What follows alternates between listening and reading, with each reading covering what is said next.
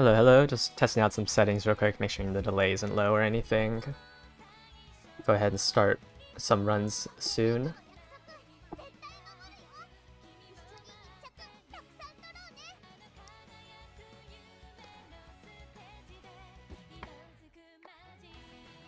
Okay, delay shouldn't be too bad. Hello, everyone. Yeah, Urara is definitely hard to raise. I mean, okay, I know last stream I had my total runs at 35, and that's because afterwards, after I ate and everything, I did do a couple more runs. So let's go ahead and check them out. I did also upgrade my Rudolph to level 5. I mean, these weren't good runs. Like in terms of sparks, they weren't good. I did get a medium. If this was long, I would have been done. If this just rolled long instead, made the 1 and 7 for long, then I would have been happy. But I mean, just going down it, yeah. It's been pretty rough. Slowly losing hope, but you know, I gotta do it for her. So I'm at a total of 41 runs now. What else is there? Oh, the event just ended. Yeah, I don't know how people were supposed to get 1.4 million. That was just an insane number. Let's see what else happened. Are the release missions done? Oh, there's still 5 more. Okay, there's still 1 more day before the ticket. What else do we have here? Some titles that I got for this morning. Oh, the Legend Race, right. The new Legend Race. Have you guys done the new Legend Race for Special Week? Your brain hurts from... You hit the 1-4 before. Yeah, I couldn't do it. Because I think I calculated it. It was like 10 to 12 more runs that I needed to do. And there was just no way I was going to be able to get that done without like losing my mind. Especially since I wanted to stream today for you guys. Alright, let's go ahead and check out how strong Special Week is. Yeah, so she has pretty mediocre stats. She does have 3 gold skills, which all trigger on late surge, sure. I believe her last skill, yeah, it's just when she passes another race during the last spurt phase. Okay. Should be fine. I think like my recommended stats that I gave should work the same. I believe I'm using this one. I do have to double check the skills. Yes. Yeah. Yeah, okay. Let's go ahead and watch this race. See how it works. Bad mood. Okay, I will use a parfait here. You didn't BGA, always second. Oh, that's a little worrying. Yeah, special week's a little bit stronger than... Where is she? She's a little bit stronger than El Condor Pasa just because she's 3 stars, so she actually has an ultimate. Let's see if my Ogre cap should work. Yeah, I think both Special Week and Symboli are going to be a little bit harder for people. It's a lot more luck in those ones. Even I'm not expecting to like consistently get first in all of these legend races. Sometimes you can just get like when you're relying on this many skills to proc, it's just unfortunate if you don't hit it. Like eventually you just like if you ever miss the like 80% chance for swinging Maestro to proc and you don't have enough stamina, the run could just be over. I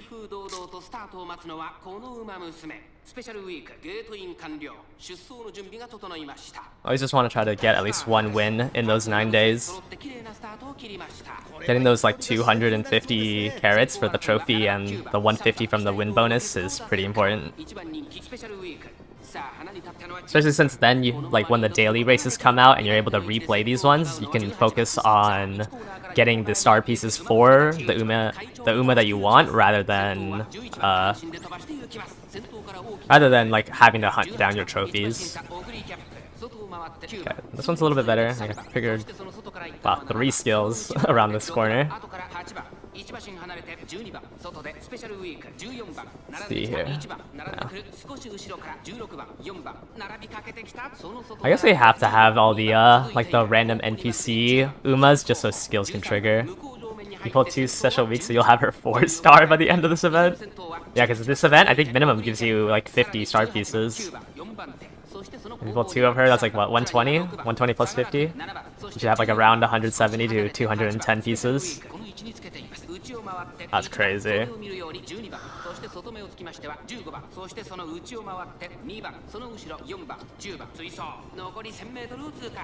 Yeah, I think originally I have 88 as the upper limit.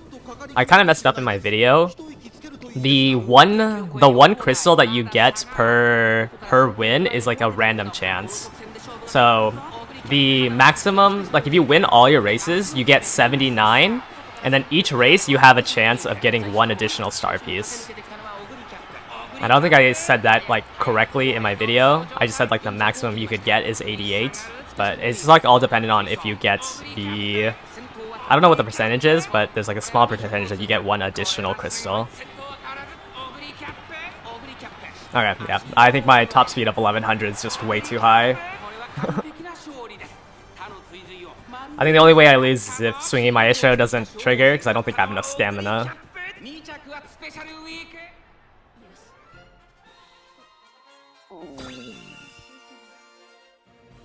Yeah.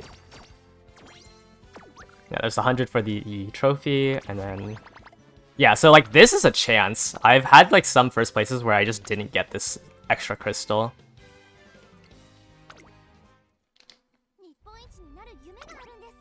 Okay, I've already watched it. Just gonna skip the other 2. If at any time my mood is worse than normal, I'm going to use a Parfait. Okay, so in this scenario, I will use a Parfait. I do need to buy more from the daily shop. Oh, but first. It'd be very embarrassing if I didn't get first after I did a whole guide video. Yeah, see right here, I didn't get that 1 extra star piece from the victory rewards. So instead of the maximum of 88, now I only have a chance of getting 87 if I got a star piece on the other 7 races. So I should have said that a little bit better in my video. Let's do the last race. Hopefully I don't have to use a Parfait for this. I hate buying those from the daily shop. Okay, I have normal mood. I think I'll be fine.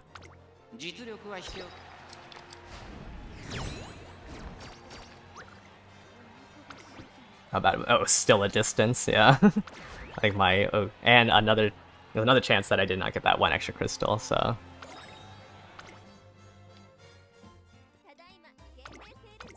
Go ahead and head in here. Probably need to start buying a little bit more Parfaits. Go. Skip the rest. Unless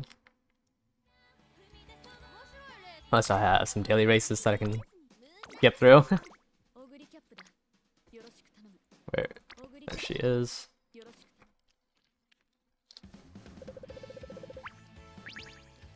Your Taeho has the same stats as my Ogre, but you didn't win any? What's Taeho's skill? Let me check. Sorry, I like never built Taeho. Let's see. So you have her as a pace, and then if you overtake another girl right in front of you anywhere during the final leg or later, then on the final straight, your speed will greatly increase. Hello, Victor. Would you suggest using those statues to raise the star levels on your Umas? Yeah, I mean, there's nothing else you can use the statues on. So just whatever like Uma you want to build, you can just trade it in.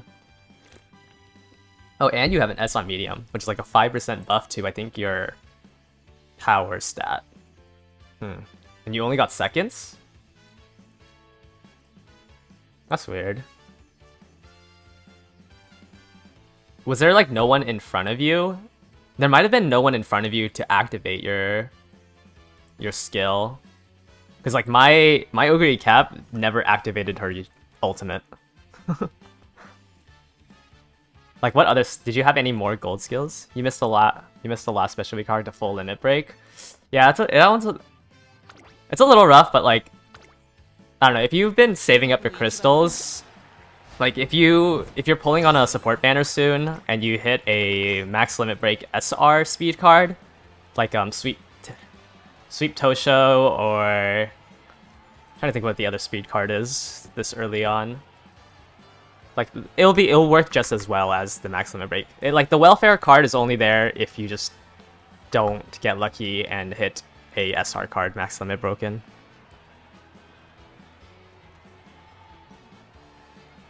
You need 2 sweeps to max out. Then yeah, if you're planning on pulling on the Kitasen banner, then it's gonna be a pretty high chance that you hopefully get enough. Because I think there's only 33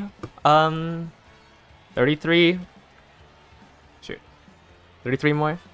You have Swinging Maestro and Tactician. Yeah, you might not have, because I have a lot of like I have Corner Connoisseur, Straightaway Acceleration,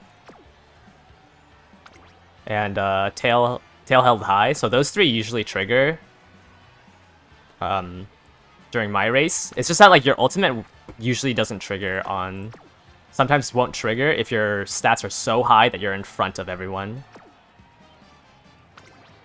So I think a lot of pace chasers need people in the front to pass through. Especially Taeho's. Like Taeho's skill condition is specifically that she needs like a person in front.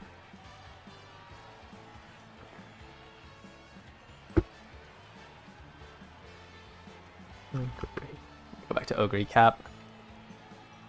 Like Ogre Cap also needs someone in front of her, but I think mine, like my other skills, were just enough to pass through it. And then let me go back to the supporter cards. Yeah, so there's only like 5 times 20, 23 supporter cards. So when you're pulling like 200 times, it's pretty easy to get some like pretty strong speed cards. How much have I saved for Kitasen? I'm just gonna do 200 pulls. You're missing Ogre, Suzuka, Taeho, Taiki, and McQueen. Should you use your voucher ticket on any of them? You still have your 3-star selector? If you still have your 3-star selector, you should just use it. It doesn't ever get updated. Maybe the other skills are not that useful. Maybe. Yeah, I wouldn't know unless I like watch the race myself. It's 30,000 carats is a 200 pull.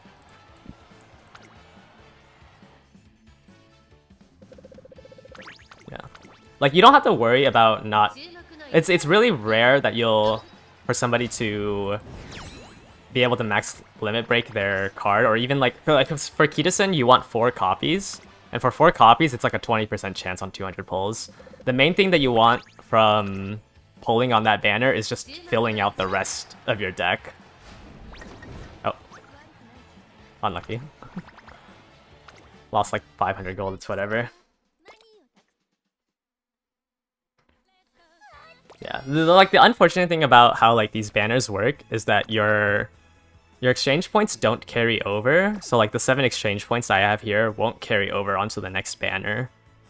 So you want to, if you like really want an Uma or really want a card, you should save up to 30,000.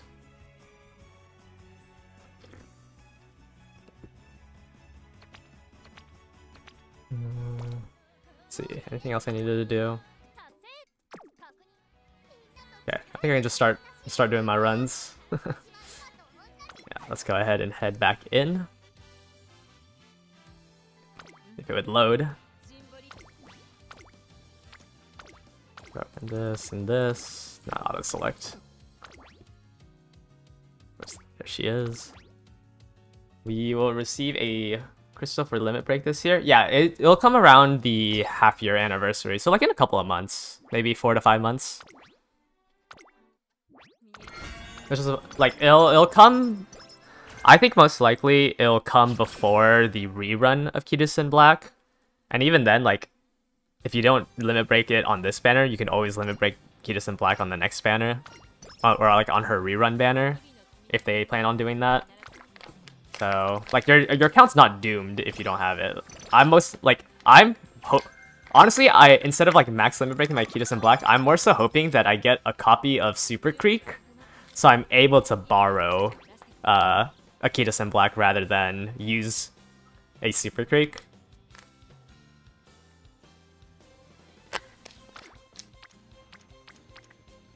I don't know. It's all up to RNG. Nothing you can really do. You just have to try to plan ahead. You're hoping to get at least 2 Kidison Black and more Super Creeks, yeah. Getting a couple of copies of Fine Motion would also be good. Yeah. If you just...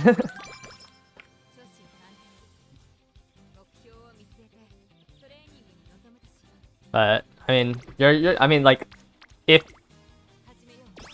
Unless you started playing this game, like, maybe like 2 days ago, like starting 2 days ago, I don't think it's worth throwing away your account just to reroll on Kidison Black. If you're like iffy about how strong your current account is and like a reroll account, you could always just keep your, you could always just reroll on a separate account and just see if you hit. You only have 9,000 carats right now. Oh, I mean, it's fine. Like, if you have Super Creek, then just borrow Kidison Black. Like, eventually you'll want your own Kidison Black, but it's so hard to max limit break it right now that you should just aim to find somebody, like find a whale that'll have it.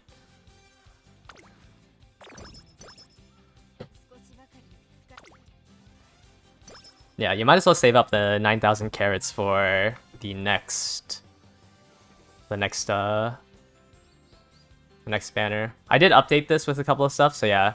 I don't know if you're gonna be able to save up enough for the rerun of Super Creek, or like to hit the spark on that from just 9,000, since that'll probably come out like at the start of August or like mid-August. But you can always save for like the next scenario and try to get the friend card, since you would probably have to borrow Kidison Black. Yeah, I know. I literally don't have any SR cards, so like any SR card, any max limit break SR card would be better than this gold ship that I have. Like, this gold ship isn't that useful. Like, the only reason why I have her is because she gives where is it? She gives Corner Connoisseur, which has been like saving a lot of my runs. But other than that, this card like is really really bad. And I wish I had an SR that I could replace her with. Yeah, the dead week is rough. I've been doing my runs, but I just want to have like good cards. Especially since I'm 41 runs in and I haven't gotten anything that I'm happy with. Like, if I could at least get a 3-star stamina, like all of this effort wasn't like exactly for waste. But the fact that like all I've gotten is a 3-star speed and a 3-star medium kind of feels terrible. You just pull the twin turbo SSR. I did that on the July 4th. It feels so good. Wait, did I do my free spin? Oh, I did. I don't remember. Or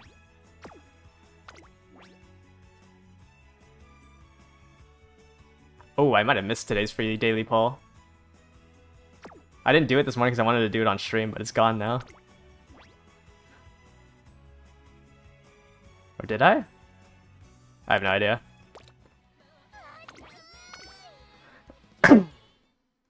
Yeah. The event might have ended when the event ended, like at 3 PM. I thought it would reset at the daily. I thought it would reset at the daily reset like tomorrow. But I mean, I didn't get a poll today because this is from yesterday. And there was one more today, right? Like I wasn't hallucinating this morning.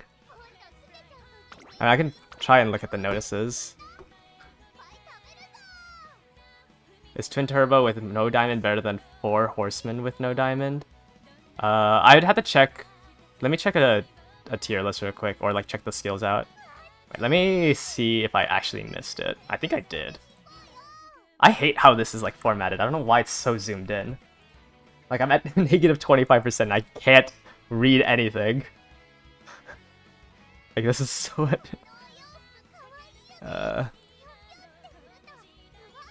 Okay, I don't think I can find it.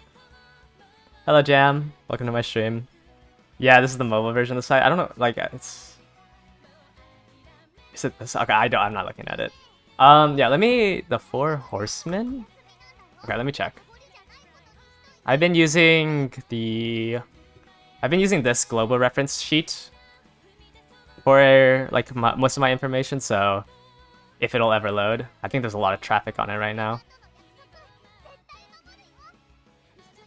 Oh, yeah, I guess I just missed it, which is unfortunate. Once that loads, I'll check to see which one's better. I personally think Twin Turbo is like worthless, so I'd assume Twin Turbo is worse. But let's check. Let's consult the tier list. Where is Twin Turbo? I don't even think they put Twin Turbo on here without...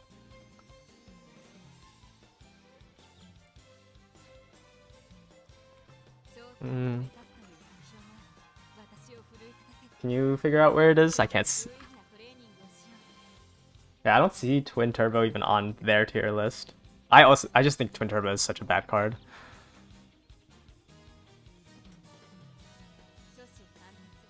Twin Turbo is D tier.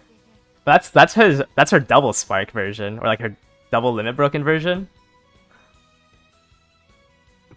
Like I don't think they didn't even rate level 30.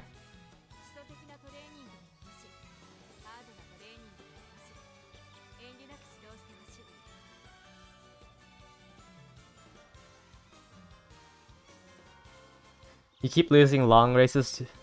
Yeah, like level... That's what I'm saying, like Twin Turbo is so bad.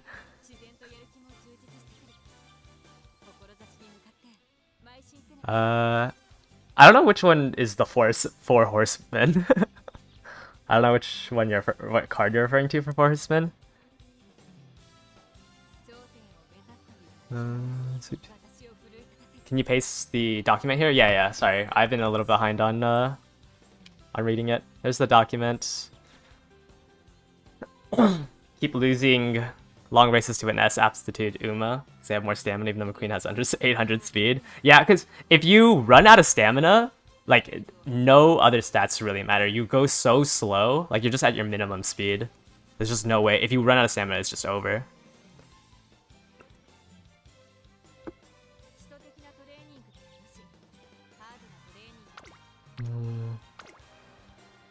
Go ahead and just keep training.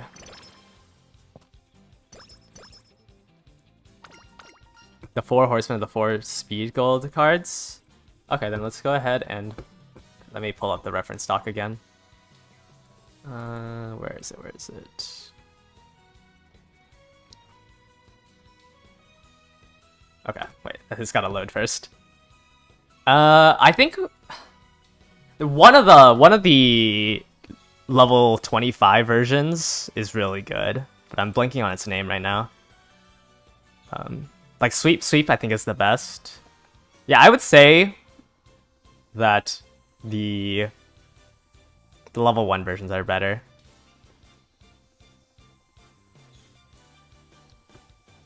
Besides King Halo, I think King Halo is the worst of the 4. You had Swinging Maestro and Goremon too with 651 writ? Huh. Yeah, it's just a stamina check. It's kind of hard to get to the stamina breakpoint right now. So like not that many people even have like good stats. They just try to hit the stamina breakpoint. And if you're like in PvP, there's there's all the red skills that like reduce stamina, and if you just barely make the stamina threshold and then get debuffed by like Murmur or something, it could just completely brick your Uma. The early build when Kita drops is a max Kita, max sweep, max free special week, max super creek, max free story queen, and a max ogre. Yeah, it still depends on like you still switch things around when depending on like what type of Uma you're training. But that sounds pretty good. But getting the Max Kita in your own deck is gonna be really hard without like paying. Let's go ahead and select front. Hard to get 2 stats to S without having abysmal stats on one of the other two. Yeah. Like right now it's just like, because you can focus on like my best runs so far have been like getting an Ogre cap to like the one that I'm using for the legend race is an Ogre cap with 1100 speed and then 700 in stamina and power. But like I don't even like that Ogre because her wit is so low. Might be fingers crossed for a Max Kita. Yeah.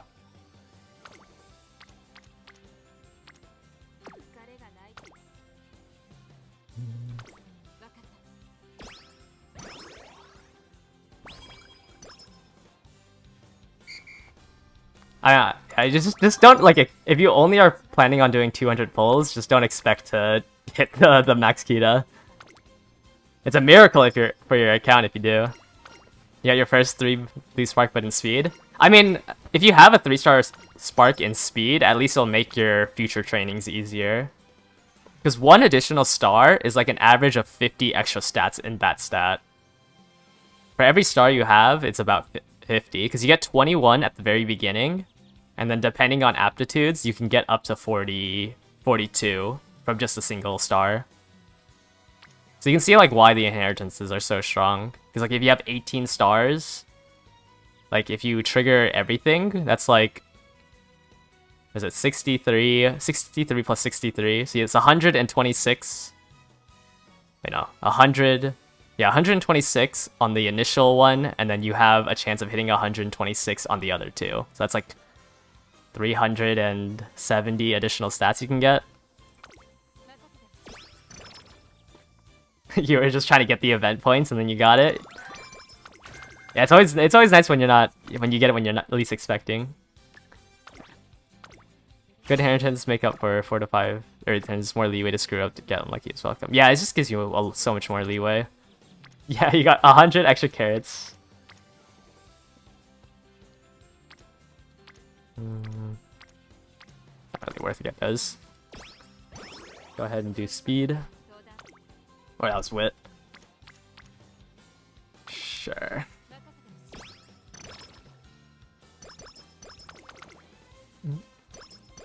Yeah, it just gives you more leeway because, like, even if you train well, like with good inheritances, it makes it a lot more unlikely to get not first in like the first 2 races. And if you're able to get first in the first 2 races, you don't have to do another random race.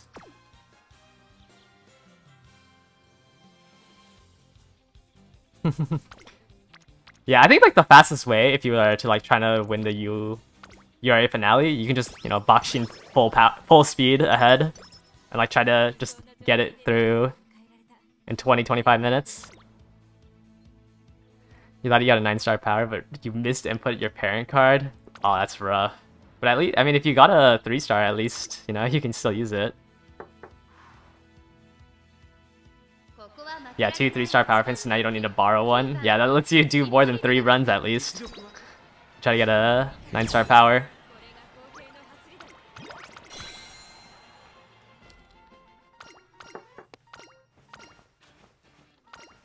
Man, I've gone through like 15 turns without a mood up event. That's unfortunate.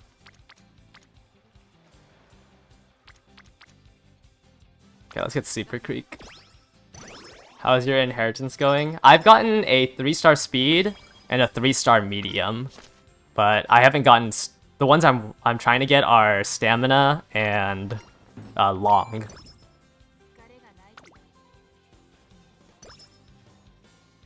I mean, some people are just lucky. Like at the end of the day, like I think it's like what, a 1 in 6 and then a 1 in 5 if you will have the stat at 600. That's not like terrible odds.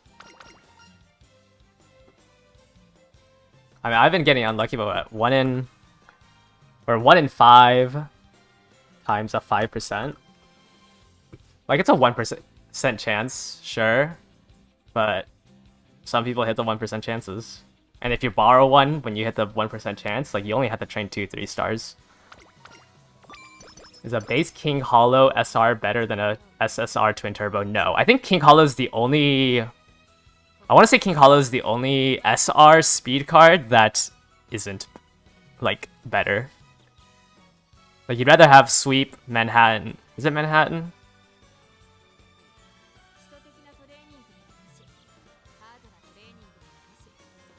I always forget what the early SR cards...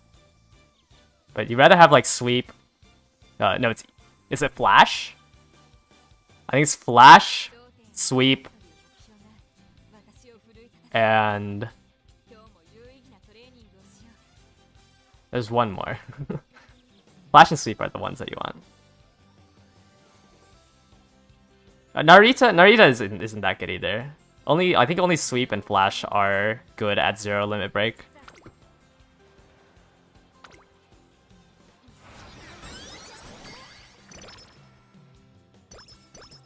Why am I going for a 3-star stamina? Okay, so for 3-star stamina, so for 9-star inheritances, it's better to try to get it for 9 stars. You want to try to get it in stamina and power because you want your deck to usually be 3 speed cards. Like if I were to have a 9-star parent in stamina, I could replace this gold ship with another speed card.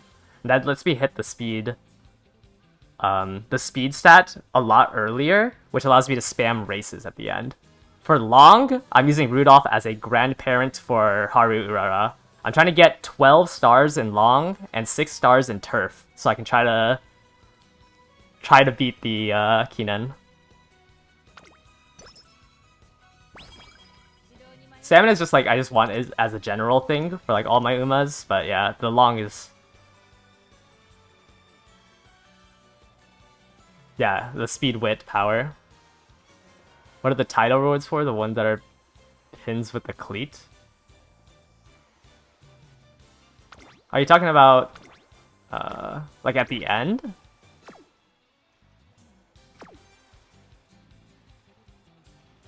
So I don't know what you mean by what the title rewards are for. If you clarify that question, I can try to... Oh, from the special missions reward? Okay, let me check. From the special missions reward. Okay, I'll go look into that. Let me continue reading. Twin Turbo is less than Sweep, yeah. About the same as Flash. And Narita's better but higher than King Kalo. Yeah, that's about how I would say it. And that's only for 0 limit break. As you limit break them, they... Like, the ranking changes like crazy, depending on what gets upgraded. For the special missions, what are the...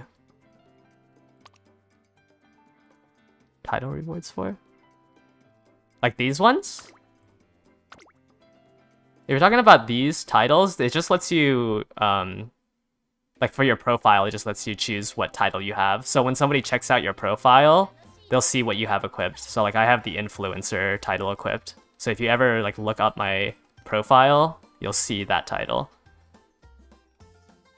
That's all it's for. It's just like for this screen here.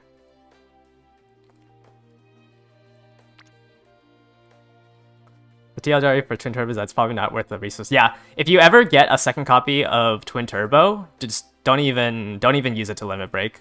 Just trade it in for cleats. Twin Turbo is a useless card. And she just has too much of her power into mood effect up. Like all of her power went into mood effect, and like this is like maybe a 10% bonus at max limit break. You'd rather just have something with a good special prior or a good friendship bonus, which even SR cards have. Okay, I'm just gonna do recreation because I have yet to get a mood up effect. You wait on the cleat parts until you actually, yeah, just keep them in your inventory. Like, they reset at the, and I got a move down effect after. Okay, whatever. I'm getting a little mad. The cleat shop resets at the end of every month, so I would recommend not getting any of them until like the last day. So like if you needed the 50 for these tickets, wait until like the last couple of days to sell your 5 copies to exchange. This one I think is just 1 copy for each one, so you only have to get rid of 5 SRs. I don't remember how much you get per SSR. But most likely you're not going to get these ones.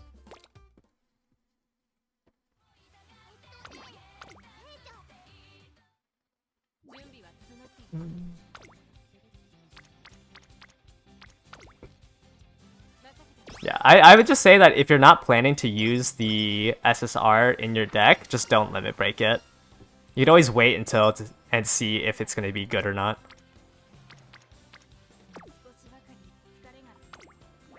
I'm going to do a race here. Yeah, use the cleats and the Kita-san. Yeah, you're going to get a whole bunch of random supporter cards that you don't need from the Kita-san banner.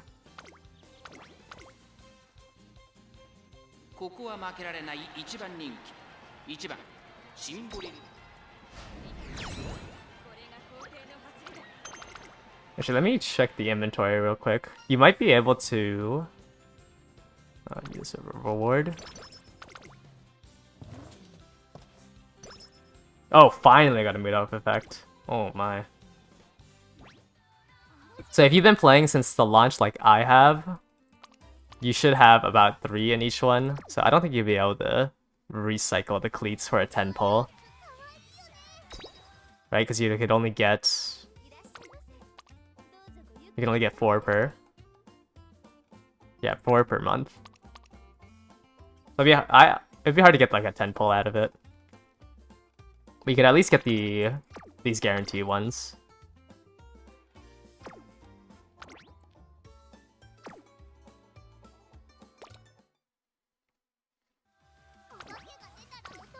Well, actually, I might have some in my gifts that I never claimed. I don't know how much we were supposed to have. I'll just do another race here. Oh, never mind, they're all opening.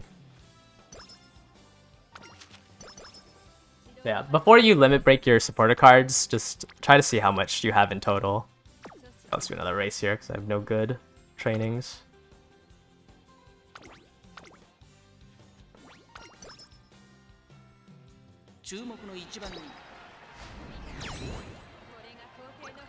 Right. Oh, I should have picked up Swinging Maestro before that race. Wow, now I'm getting all the mood up effects. 2 in a row and I'm already at great. Okay, let me pick up Swinging Maestro before I forget.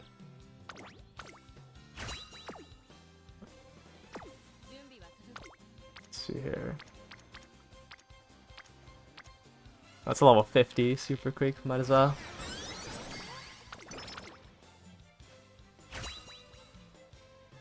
Yeah, so like I haven't been training speed that much, but because of these inspiration effects, like, what is this? Another 82 speed? Like I just can ignore like 4 turns of training speed because of that inspiration effect.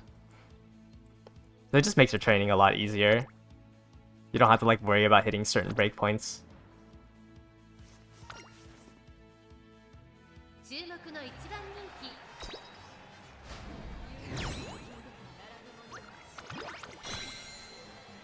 How much energy did I have left over? Okay, I'll probably do one more race since my energy isn't at 50.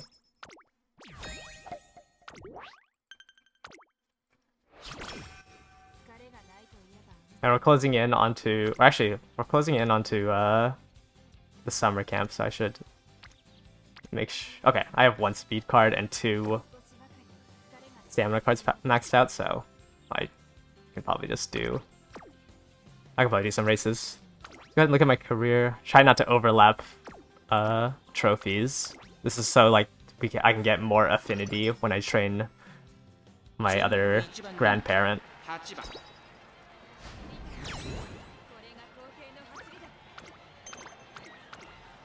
Okay, another first. Go ahead and get that minus 15. I have 1 turn left, so I can't do another race, or else I might get a beat debuff during the Japanese Derby. I'll just rest here. Oh, I got lucky and got the 70 energy restore. which is super good because I think there's 2 turns before summer camp after this race. Let's go ahead and get the prerequisite for Professor of Curvature.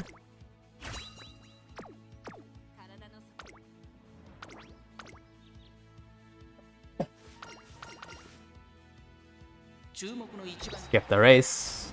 I'll eventually switch over to... Once I feel like I have enough power, I'm going to switch back to Pace Chaser. I'm running front right now, so I don't have to worry about power because of how high my speed stat is. But once I start picking up skills for Pace Chaser, I can switch back to that. Okay, so summer camp's in 2 days. Nothing really worth training here, so I'm going to do another race. I don't know if I can beat a G1 race, so do a G3 race. Since for inspiration or for legacy, you need as many first places as possible in your race like track. So I don't want to gamble with a G1 that I don't know if I can win or not. This should be the skill for Corner Connoisseur. Let's go ahead and... I would trade stamina, but with summer camp being the next one, I don't really want to waste my energy on this one when I know I could have a level 5 stamina training. So I'll just do a wit training here. Try to get fine motion up to level 80. So stamina or summer camp lasts 4 turns. So if you don't want to hit this rest and recreation button, the only time rest and recreation is worth it is when you have less than great mood, because at least it'd be 2 buttons in one. But because it only restores 40, how I look at summer camp is I know I can fit two trainings here and 2 wit trainings. So if there's no rainbow, I'll just do wit. And then Super Creek's on stamina, so I will do that. So now I know I can do 1 wit and 1 more regular training. So this is a pretty good speed one. It makes it harder for me to do wit, but I think I'll take 3 people on here. Unfortunately, because I wasn't closer to the top of my energy, it might be hard to get this last wit training in. Oh, never mind, it's 1%. That should be fine. But yeah, you don't really want to rest. You want to use all 4, especially this early on when your training camps in like the regular area isn't level 5s yet. That's how I would like min-max that summer camp training. I'm gonna do a race here because my energy is kind of low. Double check that I haven't won the Rose Stakes. Rose, yeah. Should be able to do this. What are you saying? With the daily shop that pops up 3 times a day, is it worth to trade 1500 for a 1 3-star piece? I don't do the 1 3-star pieces because I don't do the 1 3-star pieces unless you are aiming for a level 5 star for one of your favorite Umas. Like unless you're aiming for this, I wouldn't buy it. Just because you need 150 star pieces to turn into it, like to make it, and it's just way too high. Like you'll never be able to get it, so it's kind of a waste. You're better off just getting the 3% to pull them in the gacha than to like make it from just the star pieces. Also, I think it's like a lot of money to unlock it. Like you're gonna eventually want to save up money to make your units to level 5. Or is it money? Yeah, you're better off like getting it through the goddess statues here. You buy the alarm clock and the support points. I right now only buy the alarm clock. But the support points are cheap enough where it won't like break your bank. I buy all the 1-star. All the 1-star ones, the 5,000 for the 1-star. Because that isn't too much. But I just say the 3 stars are not worth the money.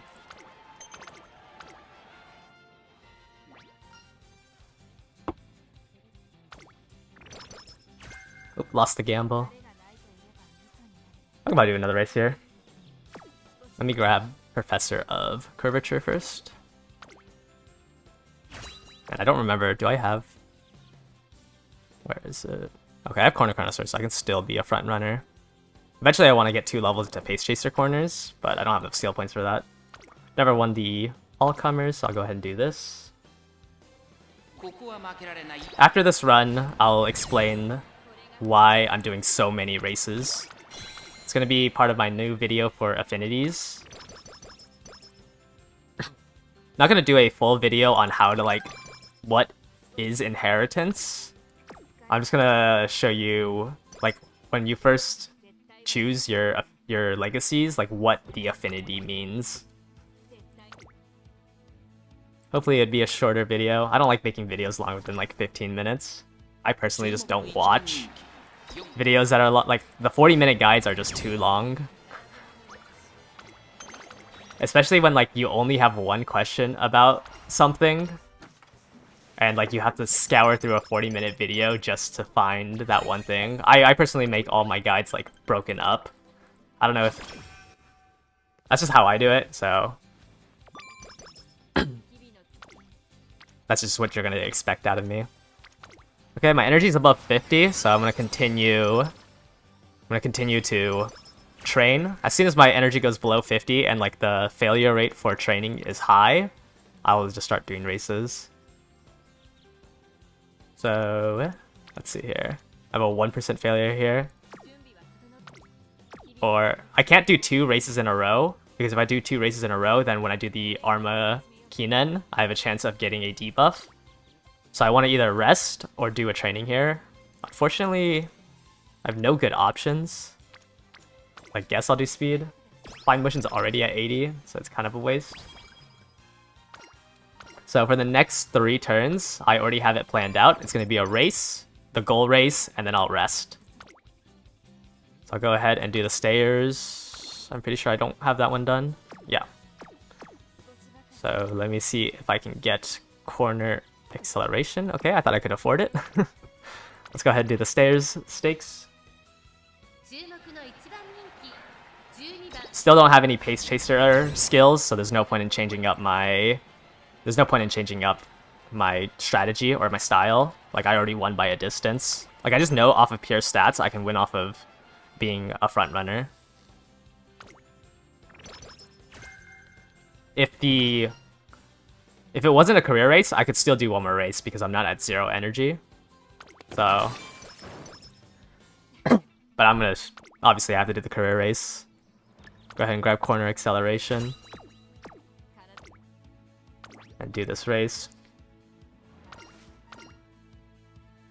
This is a very long race, and with only 300 wisdom, I have a 70% chance to proc Swinging Maestro. If I don't proc Swinging Maestro on that 70% chance, I will not get first in this race. But it looks like it proc during the race, so I'm fine. But this is one of the races, at least for Simbali, that I don't really care about getting first in, because she's gonna run it again during the 3rd year. But it's good that I got first place, because obviously, just like in terms of getting stats, it's better to get first. But in the in Legacy, which is what I'm doing this run for, it didn't really matter. Go ahead and get health here. Health is always the best option during the New Year's Shrine visit. If you choose health, you get enough energy to do 1 training, which will probably be more than the 25 stats that you get across the board. Go ahead and rest here because my energy is so low. Okay, Raffle is going to top me off. Shouldn't really bank on getting, like, more than just the carrot, though. Okay, so now that my energy's at max, I should look around and make sure that I use it up before racing. Valentine's Day gives me the unique skill up. I have enough fans. Been getting really unlucky with my rainbows.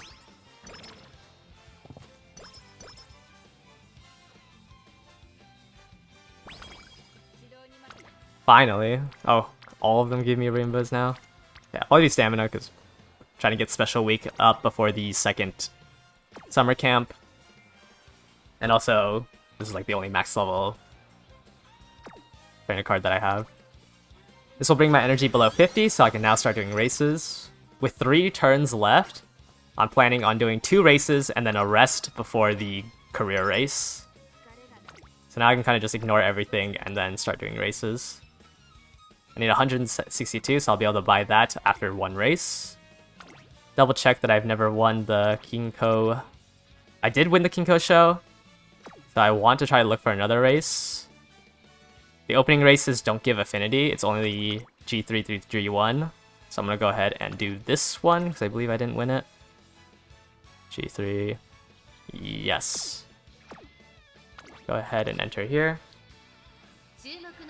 Oh, I did not realize I was still on my starting soon.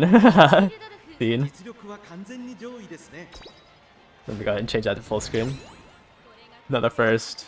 Should be pretty hard to lose a G3 at this point. Go ahead and not gamble it. Grab Corner Connoisseur. So now that's 2 speed gold skills and 1 gold stamina skill. Because I've been training stamina so much, I should be able to hit enough.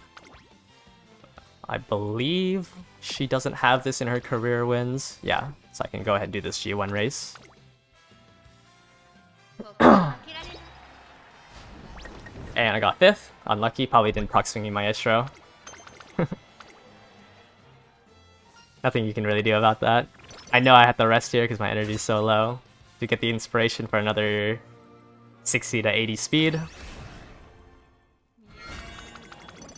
Let's see, did I get lucky? Oops, 80, 70, 79, so yeah, basically 80. Get another unique skill up.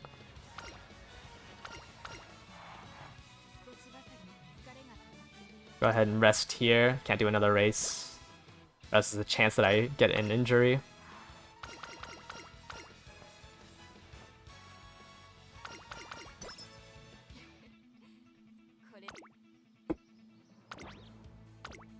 Enter this race.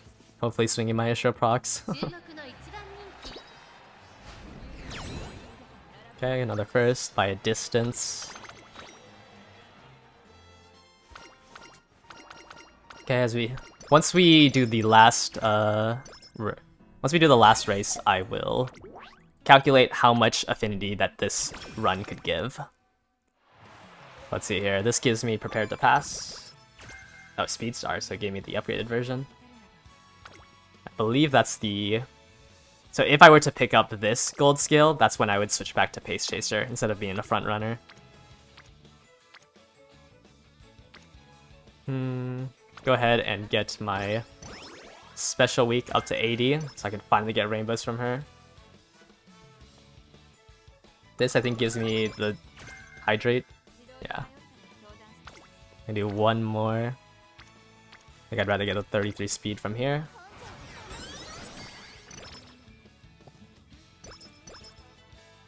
Alright, so I have 2 days before summer.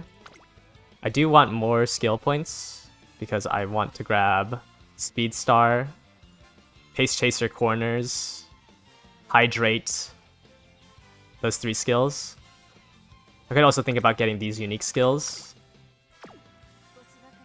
Since now that I'm at, I procced the 2nd inspiration event, these will never get more hints. So there's a lot of skills that I will not have enough skill points for. So I know in 2 days that I will have to deal with summer camp, so let's go ahead and do that. I would do wit training here, but a double rainbow on stamina is too hard, too much to pass up. So that makes my summer camp training a little bit harder to do. 2 rainbows on speed. Don't even need to think about that.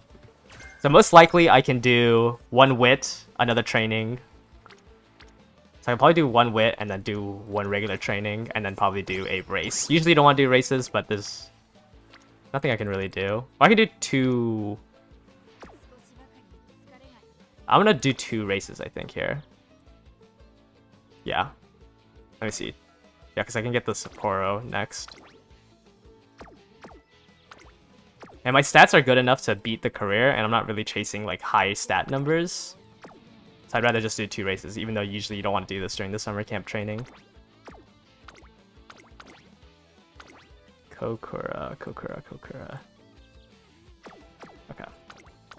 I'll do a medium race because I want my other grandparent to be Ogre, and I'd rather do medium races.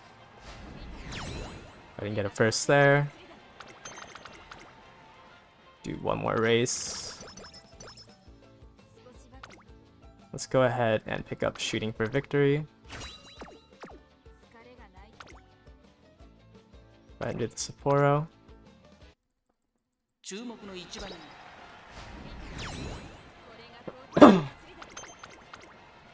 Alright, only a couple of more turns left. So I can't do another race or else that'll be 3 races in a row. And if I get an injury during that 3rd race, it kind of just destroys my whole run. I got lucky, got the event that restores a little bit of energy. Go ahead and rest here. Probably have to do a training now. Okay, let's do a training. Hopefully one of these will give me a mood up. Shouldn't be the end of the world if I... Oh! Shouldn't be the end of the world, but I did get one. And lost it right away.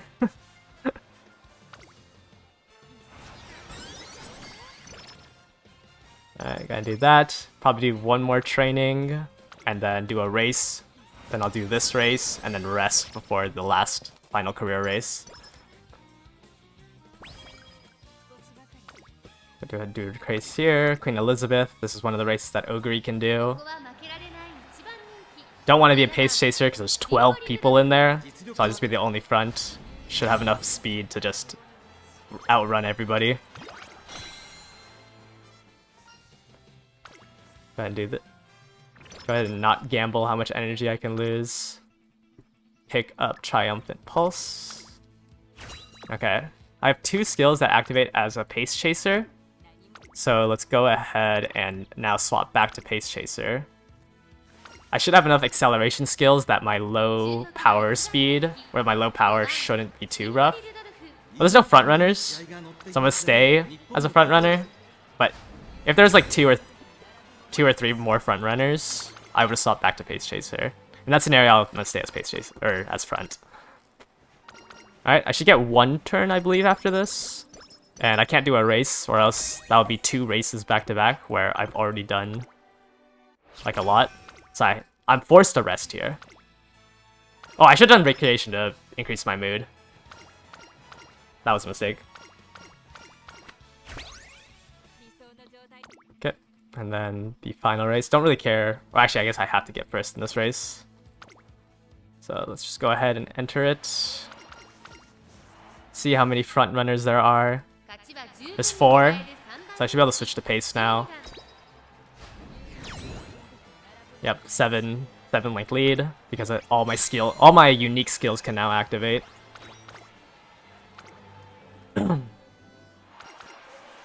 That's basically how you would want to do a affinity run for Legacy.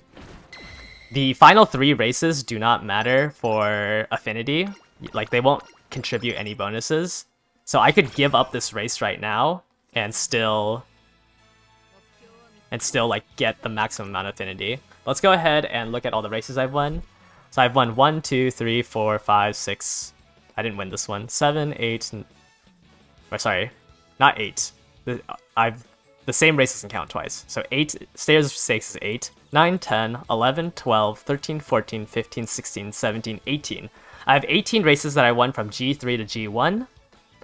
Let's go ahead and pull up my affinity calculator.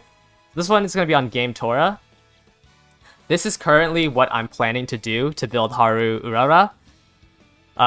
She doesn't really have good... She doesn't have good, like, units to be her parents and grandparents, so that's why I have to focus so much on raising it from the hidden factor, which is winning the same races. So now, if I train Ogre Cap, and I try to win the same titles as Simbali Rudolph, each one will grant a point. And then for the Triple Crown, which for Simbali is the Satsuki Show, the Japanese Derby, and the Kikua Show, winning those 3 races in a row gives you the Triple Crown, which is 1 extra affinity point. So I have 18 races. I have 19 possible points that I can get from Simbali Rudolph. let's say Ogre Cap can win maybe 10 of the same races, 3 of them being the Triple Crown. That will be 11 points from Ogre Cap and 11 points from Symboli Rudolph, which is 22 points of affinity. I can copy this again on this side because it'll be the exact same grandparents. So it'd be 22 points here, 22 points here, plus the 40 base here, which should be a total of 84. That is not including if King Halo and Goldship also try to win the Triple Crown. So I can probably get this affinity. I don't think I can get up to double circle because of how low the space affinity is, but I can probably get it up to about 100 with like the way I'm doing the affinity, the compatibility training. So the grandparents up here would give me an average of about, I'm aiming for about 44 points of affinity from the grandparents, and then from down here I'm aiming for about maybe 5 more affinity from each one. So like I'm trying to get to about 100 affinity. With 100 affinity, I think I'd just have to maybe do a couple, like maybe double-digit runs to try to get Haru Urara to have a B in turf and a B or A in long distance. And all of this is to try and get her to win the Arima Kinan. It's very complicated. I'm currently working on a video that, you know, has like visual guides, because obviously me spouting this out is extremely hard to follow. So, but I've been like struggling on how to visualize it for you guys. But that's like Symboli Rudolph, I'm basically making a super parent. So if I get the 3-star stamina with these 18 career wins on her, anyone I train her with, as long as I try to get the similar amount of trophies, like the affinity bonus will be still extremely high. So like while you can focus on like who the best legacies are, this hidden factor of like winning the same races also is pretty good. Yeah, also because her career is to not to get first, but to participate in the Arima Kinan. Even if you get second place, you can't alarm clock it, so you'd have to do the entire run over.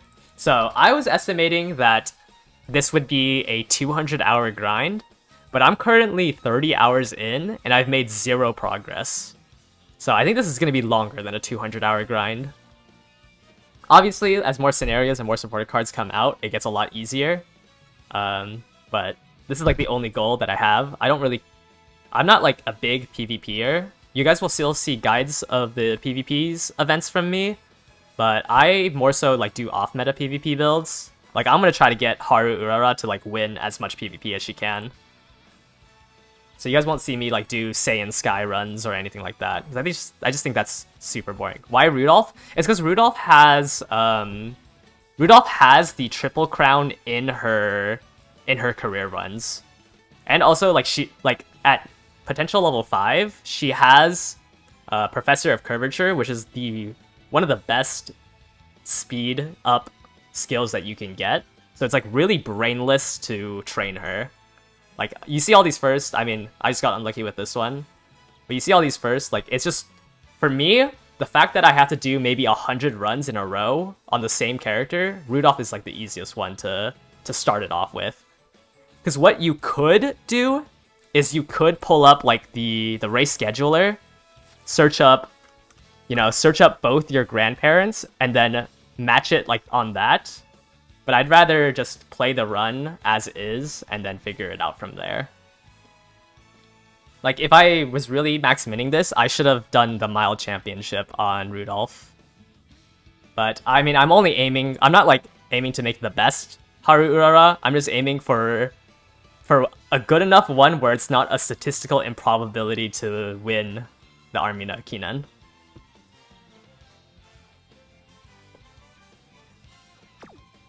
But obviously, like, I spend all this time doing this, and I could roll a 1-star spark, and then I have to trash this run. So it's a lot of grinding that I currently can do, but I don't know about in the future, like how much I can spend on this. But this is basically the math of why I'm doing this. Like, there's obviously a slightly better way. I could put a spreadsheet out of every single race of the 6 parents that I will have, and like min-max the affinity. but like that increases a lot more work for me for like maybe a 3% better. Like I don't think the time saved from hitting it is worth the effort of me having to remember exactly which turn I have to do a certain race. That's my current goal. I heard there was a rumor that somebody did this in the Japanese server on the first week of the game launching. I don't even know how they did. Like, I've been doing this math, and you can do that for 1 mega parent and then chill. Yeah, because as long as you take this, like, the main takeaway is you want to try to get 1 super parent, or at least try to get 2. But 1 super parent is pretty good. Because if you wanted to train a second one, you can just follow the career wins like as a guideline for your second parent. If you wanted to start doing like grandparents.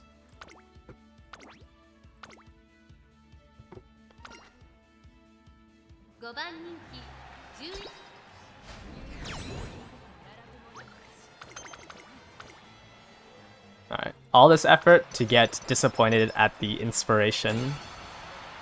Okay, sure, let's just get power to 400. Whatever. See if I can get prepared to pass. Or speed star, I mean. And then I would like 2 levels in Pace Chaser corner. But I don't think I am gonna get enough skill points. Let me update the counter by 1. This is 42 Rudolphs. Go ahead and skip. Oh! Oh, he's an alarm clock here. Okay. I'm not using another one. Whatever. That's a lot of stats that I missed, so it's going to be a lot harder to get the 3-star Blue Spark. But winning this does not matter. All I care about is the Pink Spark right now, so I don't really care about winning the finals. Because I'm not training this to be like a PvP or anything. All I need is the Pink Spark, which...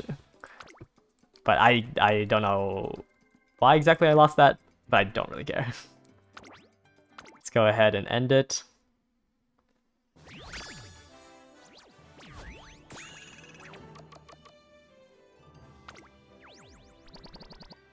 Yeah, so all that effort, and I got 2 1-star sparks. Also, doing these like races, you have the chances of getting the white sparks. So for every G1 race, you can roll a 1 to 3 for that race specifically. So your end goal is to get 600 on stamina, and then luckily gamble it, being 3-star at the end. Yeah, basically, yeah. Because yeah, I could get it's probably because my power was too low, but yeah, I can get my stamina up to like 800, 900, but that only increases the chances by like 1 or 2%. I'd rather just run through as many runs as I can at the 5% for 600. But usually you want... Wow, it's weird seeing the Emperor title without having the URA finals. But yeah, this classic triple crown gives you 1 additional affinity point if your parents have it. At the main reason why I still haven't made a video on this is because at the 2.0 anniversary update, it completely changes. It turns into 3 points for each G1, which makes it a lot easier to train. I think I'll still make this video, but they'll change how compatibilities work by making it 3 points instead. So that way you only have to focus on G1 races. But I've done testing with all of my runs on Rudolph, and I think that right now it's still doing the old version. Like they didn't import that update yet. Or at least like the base affinity trainers stuff like hasn't been imported yet. So it would be weird that like if they did half of the update for the races. So I still think that like sharing any title from G1 to G3 is still in the game. I'll go ahead and link a doc that I referred to. It was also linked in the the main global reference doc. There's a user by the name Crazy Fellows. He has a really good doc about... Do be careful, there's a lot of spoilers for the Japanese server. It's because it's for the Japanese server. So like half of the information will not matter to us, but there is like a couple of things you can take away from there that still work on our server. But yeah, so now that is 42 runs on Rudolph, and the best I have is a medium and a speed. So you can see how like this slowly gets mind-numbing. But this is basically what I plan to do until Kitasen Black comes out, because there's really nothing else to train for.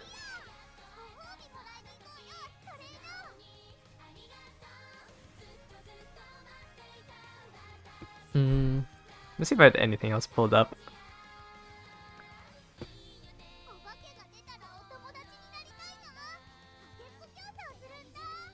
No. I don't think so. Let's go ahead and just start another run. I'll think about anything else I want to discuss during it.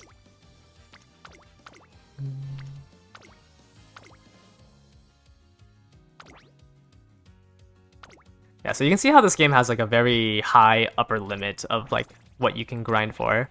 But at the end of the day, like as long the affinity doesn't matter too much, it just increases the chances of your sparks triggering.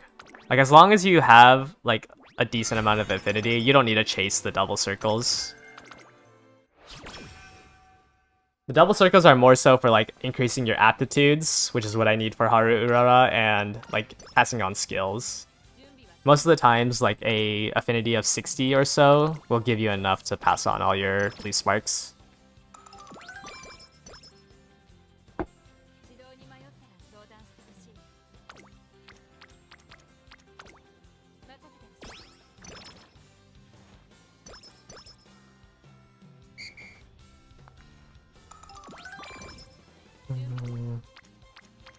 Let's see here. Some more wit training. Whenever you get the extra training effect, it's almost always better to do the energy restore. Unless you know that the next turn is like gonna give you energy back.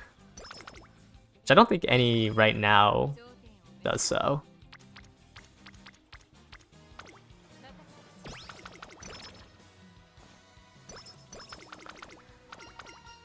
Go ahead and get my energy back. Might be able to fit in 2 more trainings. I can't wait till the auto like once we get the auto feature and the spark rerolling, this is gonna be a lot easier to do.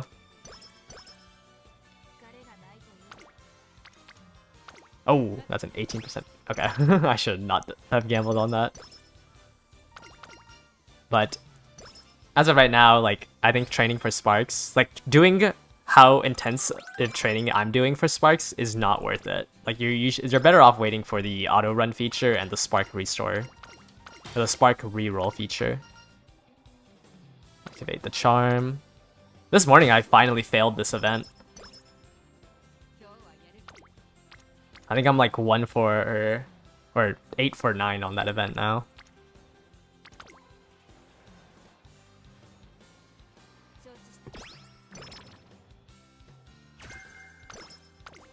Some pressure. 4 people on guts. Even with that many people, it's not worth it. Let's try to get Tazuna up so I can do recreation with her if I need another mood up. Yeah, I don't know what the odds are for for acupuncture, but I've only failed it once.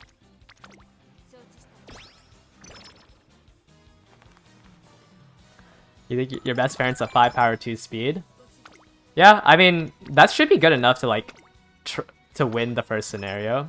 You think? Oh, maybe that's why. I do spam charm. I did fail the acupuncture because I went for... Which one did I go for? The stat up one?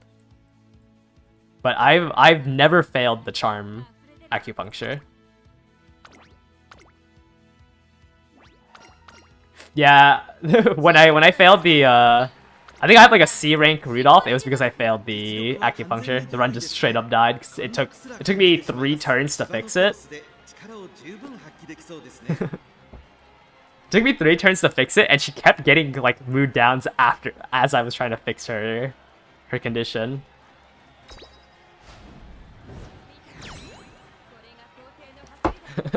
Yeah, I think I got the acupuncture event, and then I had a race 3 turns later. I spent those 3 turns fixing it to have a normal mood, and then I ended up losing, and I was like, there's no point in trying to save this run. I've already wasted 3 turns.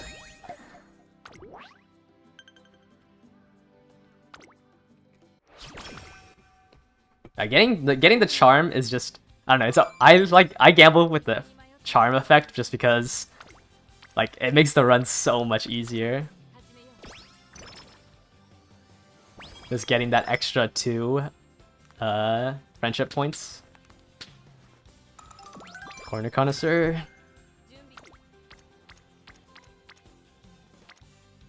Gotta just do a wit train. There's always an option. Yeah, if like the acupuncture is near the very end, then I won't gamble on it. Cause like there's no point in ruining a perfectly fine run, gambling on the. But if it's like early enough, like you might as well gamble and try to hit charming, because it'll save you like 4 turns. So you might as well just gamble for charm. Unless you're running Nishino Flower as one of your supporters, and you can get it off of her random event.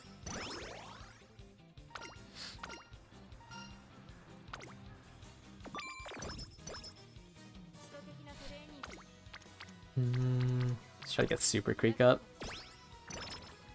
Maybe do a G3 race here. If I don't get a energy up event. Okay. I should have enough for a training then.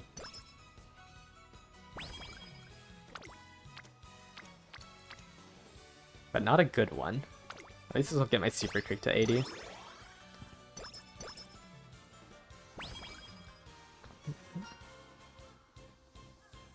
This gives 10 energy, this gives Bond and Guts.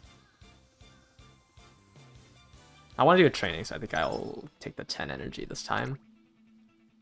I know I can't get hints for this.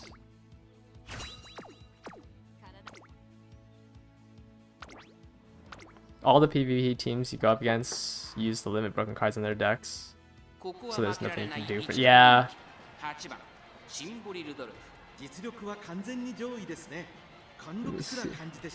Okay.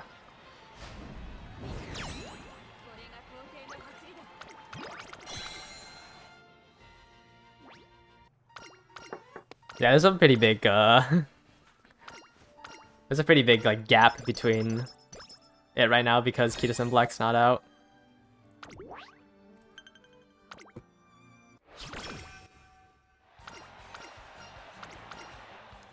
And like every free-to-play player is saving their crystals. Okay, let's see here. I'm gonna do 2 regular trainings and start race spamming.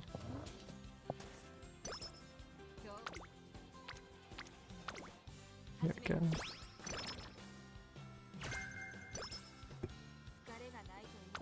Let's see. Okay, right. I need to start race spamming. Sure.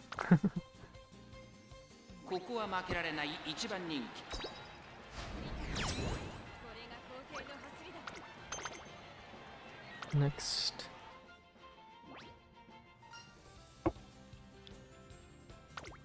Okay, do 1 more race and then start resting. Do the wit up. Another race. Why is it wrecking me a pre-open? I don't know if I can actually win this.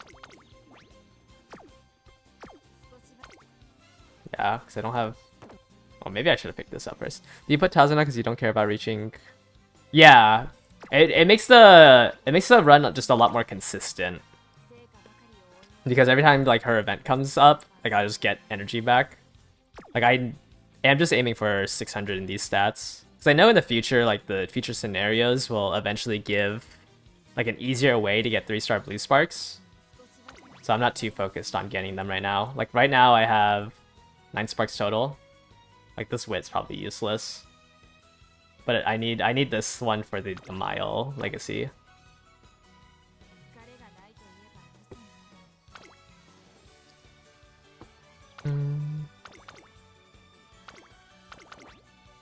Hopefully I can win this.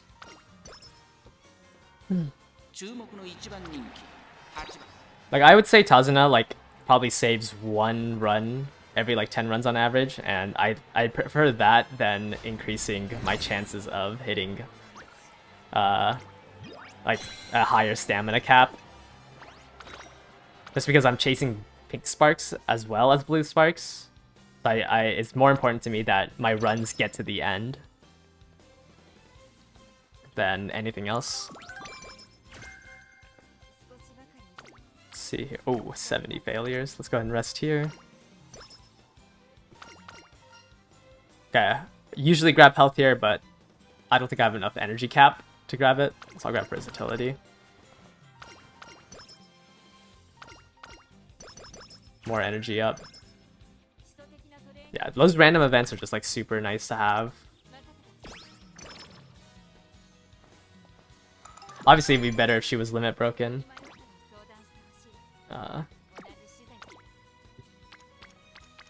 Because then she makes the, like, wherever she's at, she makes that training cheaper.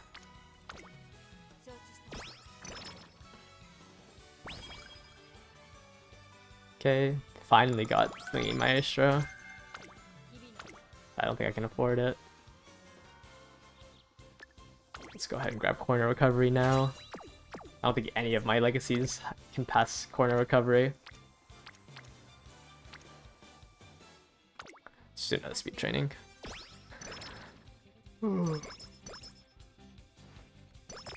Oh, a mood down event. Okay, let's grab. This is like the scenario where having Tazuna is nice, because I can get. Wow. Okay. Well, her first event will give me a mood up and 40 energy, so like this is the only reason why I'm running her. Okay. That was a crazy mood swing, but alright. Sure. Guess I have to train Wit here.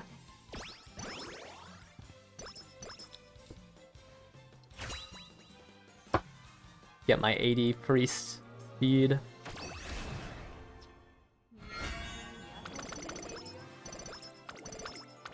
Oh, and it's 46 because my affinity's probably not that high.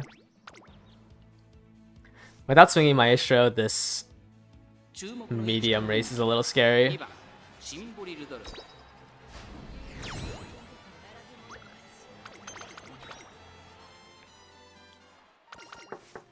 That's the first crown. I would say, like, for me, the triple crowns is the most important races that I need to win. That's 4 points. And that's a race that both Ogre Cap and Gold Ship can win in.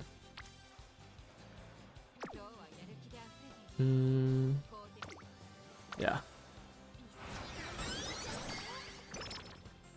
Summer camp should be coming up soon, so I have to manage my stamina for that.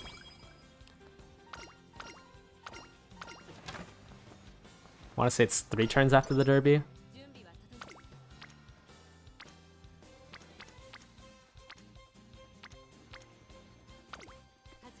When you run Ogre, you have to go for... Yeah, I mean, it's probably... Yeah, your support cards are probably just not good enough. Just one more week running a subpar support deck.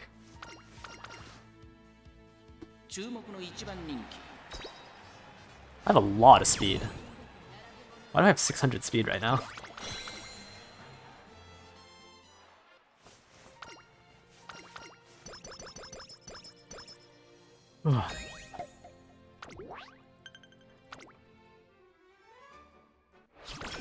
Yeah, I mean, to like win the career, oh, it's 2 days after the derby. To win the career, you don't need this much speed. It's like the only time you would want to spam speed is if you wanted to build something for the team trials. Okay. Go do Wisdom so I can get the second level 80. And then I'll rest here no matter what, in preparation for the summer camp.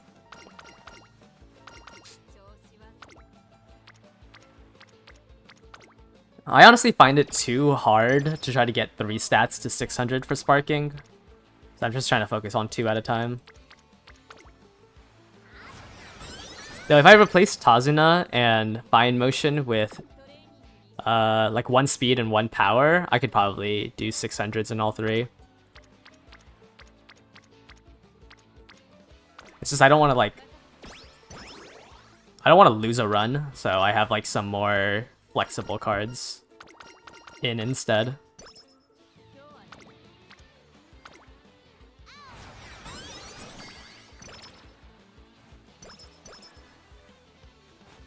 Alright. Halfway through this run. Let's see. Oh, why am I even looking at trainings? I should be racing. After this, need to rest up. Just try to like plan your turns like a couple turns ahead. Like you should know how much energy you're gonna lose doing a certain event, and like when the timing to rest is. It's like if I rest here, I can do a race, or I can do a training and then do this career race and probably do a race after it. You can get an SSR Majuro McQueen. Yeah, and there's also a rice shower for chapter 2. Let me go ahead and pull up the... They're both stamina cards. So I can... They're not that good. I would say that your SR stamina cards are better, even if they're not limit broken, than the... She seems easy to limit break with color points. Yeah, she can be limit broken, but even then... Let me find them in the docs. Even then, like, she becomes like bottom of B tier, or... Where's the rice shower? Rice shower is like D tier. So most likely you'll probably have like a Manhattan Cafe at 2 limit break as an SR isn't that hard to hit. Which is why like I don't really recommend max limit breaking them. So she's a better base. At max limit break, stat wise yes, but this tier list doesn't consider skills. Like Super Creek is like just kind of like a must-have. Like while she is a C tier, if you need, unless you're like in my scenario where you can borrow one, you want to always have a Super Creek, even though she's quote unquote C tier. Like if you don't have your, even at level 30, like being able to free up your friend slot is really important, especially like if you don't like. I need my own copy of Super Creek even at level 30 because I need this for Kitas and Black. So there's like a lot of nuances in like that tier list. That's why it's like hard. That's why I haven't made a tier list yet, because it's like it literally depends on what other cards you have in your deck. It's really hard to say like this card is objectively better. Because even with like a max limit break Majuro McQueen, I would still run, or like I would still run a Super Creek over it. Or like if I had a SR Manhattan Cafe, I would still run this Super Creek because of how important that skill is.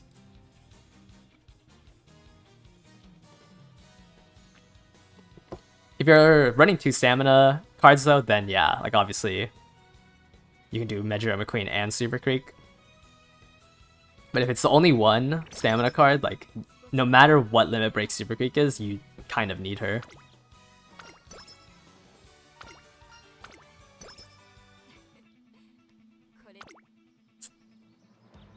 Which is why I feel like I messed up when I did my rerolling, because I should have rerolled for Super Creek instead.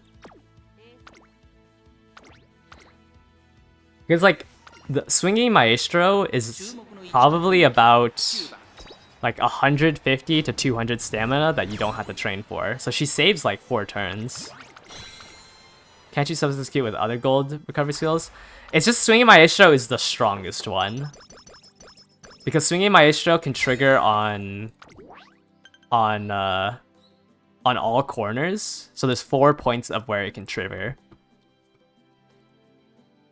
Like another skill that is somewhat similar is where conditions. Is it not conditions? Okay, I'll just scroll down to it. A similar skill that a lot of people talk about is the one on straights. Yeah, Breath of Fresh Air. This one isn't as good because there's a chance that it can trigger at the very start before you even consume stamina.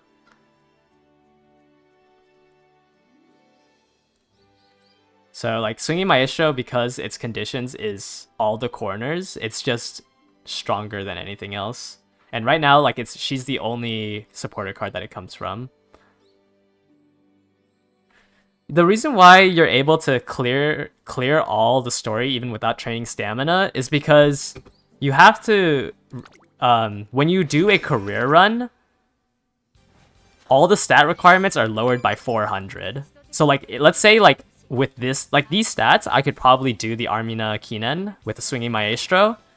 But if I try to do the Armina Kinen outside of the career runs, I'm gonna run out of stamina. Like, you have to add 400 to all your stats here when you're doing a run. They make the career runs a lot easier than PvP and stuff.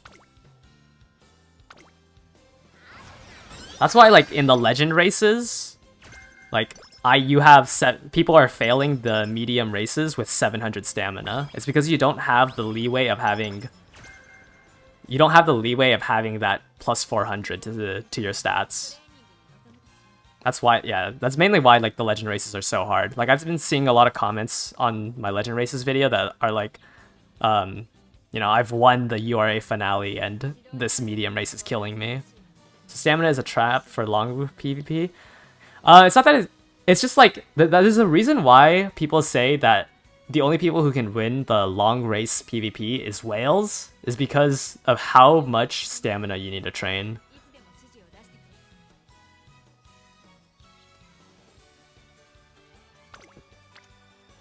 Like, a lot of the times, people with a worse, when do you get the monthly rewards? They get tallied on the first day of every month. And then you have to be in a club for at least 14 days. So the deadline is in, like, 5 days, I'd say. 4 or 5 days to be in a club.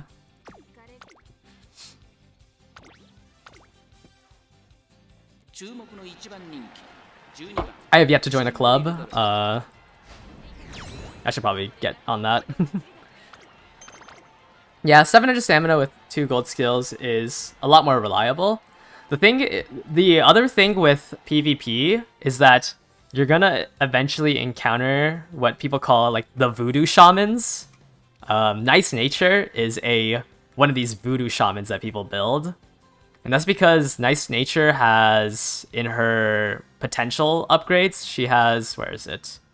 She has Murmur. Yeah, so Nice Nature has this in her kit, which does, wait, not Murmur, Mystifying Murmur. This basically drains half of a Swinging Maestro. So let's say you had 700 stamina and 2 gold skills, and like you're barely finishing it. She can hit you with a Murmur and... I forgot what her other skill is. Yeah, she can hit you with Murmur and All-Seeing Eyes, which is like a 6 to 8% stamina drain. And if you didn't clear the stamina requirement by that like 10%, or like your Swinging Maestro or your other guild skill didn't trigger, you could just completely lose the race because you ran out of stamina. So these are like the voodoo shaman builds. They won't appear really in the team trial PvPs, but when you get to the champions meeting, you're able to enter 3 Umas into this. So a lot of people will run one, like their main Uma, and then 2 disruptors.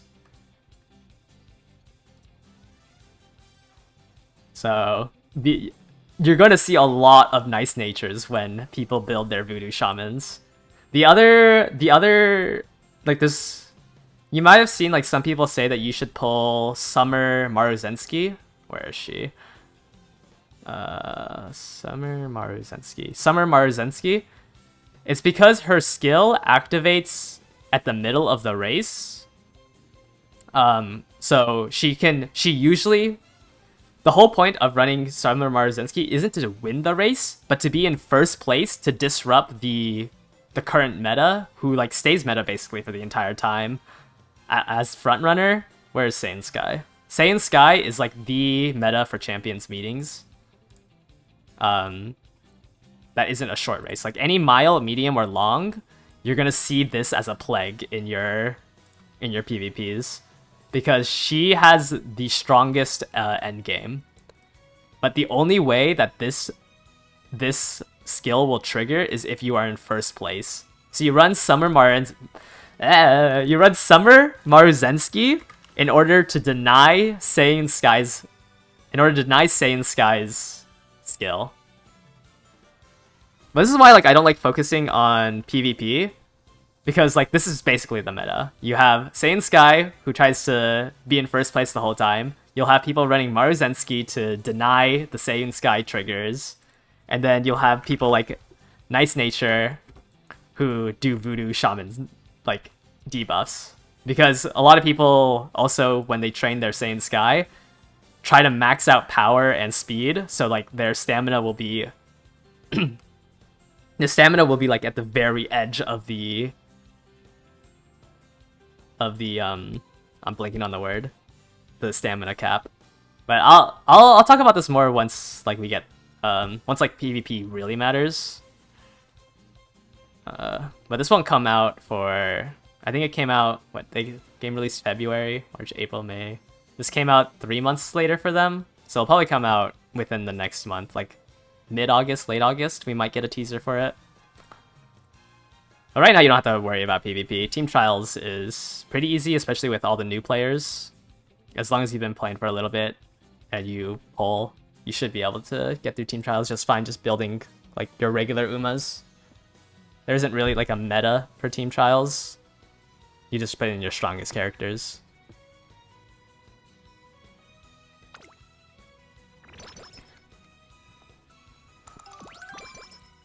Yeah. I think on my, I just updated my sheet. Where is it here? I updated my sheet of like all the, like when those quote unquote meta Umas will come out and like all the meta banners you should pull on. But just keep in mind that like meta Umas will always be a negative return on investment, because if you were to win every single championship meeting, it would still take you 20 months to recoup the loss from sparking. Because you, like, at most, you can get 1,500 carats extra per month for being first in all the champion meetings, or like all the PvP stuff. So, I mean, to get back 30,000 carats, you would need to win every single one for 20 months straight. Like, there's no point in grabbing the meta Umas.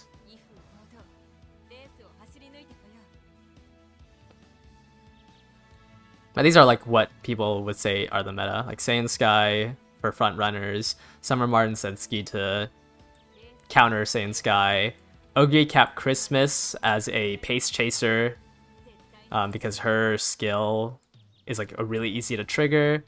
There's TM Opera O New Year's, who's a good parent. Medro Dober's a good parent. Kitas in Black is a good parent. Saiyan Sky Ballroom, I think, is good. Is a front runner that's good on shorts, which the original Saiyan Sky isn't good with. And then Gold Chip Summer is a good parent. But like these meta Umas do not matter. Just pull for who you want. You can almost build like any of them to be good. It's just like there is like certain Umas that people will plague the PvP charts with.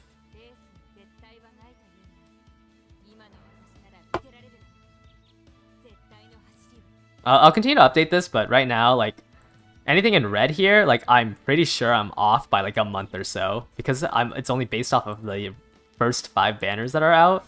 Like, I'm pretty sure these are like give or take a month off. So that's why I haven't been updating this. So I don't want to like go around spreading like, oh yeah, you know, Gold Ship is gonna come out May 29th, 26. Like there's no way this is the correct date. And I don't want to be like attributed with spreading wrong dates. I do think like right now, I also updated like how many days it'll take for us to catch up to how many days it'll take us to catch up to when is the debuffer I'm talking about coming? She's already out. It's just it's Nice Nature, like the 1-star Nice Nature you have. You just have to get her to potential level 5. You get her to potential level 5, she already has All-Seeing Eyes that you can buy. You just buy all, like, you don't need to train any of her stats, you just train enough stats where you can buy these two. Like, she doesn't need to be, you just throw her into the race. It doesn't matter if she gets last place, she just needs to go in there with a little bit of wisdom to trigger these two abilities. Like you do not care about any of her stats, but spamming wisdom and enough that you can pick up all the red skills. You heard that Charm has the lowest failure rate? Maybe. I don't know. I didn't know. Because I always use Charm, so I just assumed I don't know if they have different percentages of failure. But health, I think people are saying that health is the best one to pick. Because there's almost no events that give you a max energy cap increase. So having that max energy cap increase makes it easier to train. Is there a good support card with more buffs? I think there'll be some that come out in the future. I don't know. I don't remember off the top of my head. Yeah, I genuinely can't remember off the top of my head when they come out. I could go... I'd say like the easiest way would be... Here, let me see. Here's Nice Nature. And then like, you can look at it. Like, they'll eventually come out with more. And then like, the Nice Nature's support cards usually have them too, so you could build other debuffers. Like once Medria Dobra comes out, you can build her as a debuffer too. So I think she gets Startle. And then you're able to put in Nice Nature support cards. Okay. That would make sense why I haven't failed that many acupunctures if I'm just spamming Charm.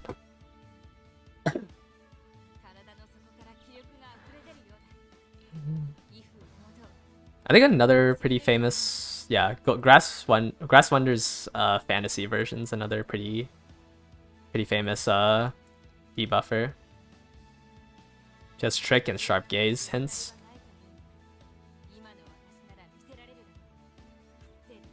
But anyways, yeah, right now with the, I wanted to pull up how I calculated this one. Okay, here's my spreadsheet. So I have this basically checking. So these ones will continue to count up. Like once the next day goes over, this one is how many days it's been since release. This one's how many days it's been since release for Japan. This is the difference between the two divided by the time factor here. So that's how many days it'll take to get there. The reason why it's kind of like this is because, you know, every day that this progresses, this day also progresses. It's just we are at a slightly faster pace. So it'll take about, you know, this will all update. Like in August, this time factor could be higher, it could be lower. But as of right now, it's a 53% faster release, which will take 8 years, 1 month, and 27 days to catch up. So hopefully the game goes out faster. Hopefully they skip some banners or something, because this is an insane amount of time with like getting our stuff spoiled. Because like even the Korean and Taiwanese servers, they still haven't caught up. They're still like a year behind, and they released like a year and a half after the Japanese servers released.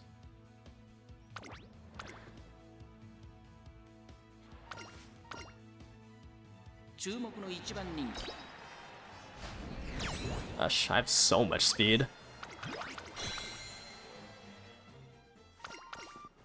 Yeah, I'll try to get that affinity video out for you guys with like, and try to make it understandable. It's just kind of hard to put down the whole thing into a presentation or like a video that I'm happy with.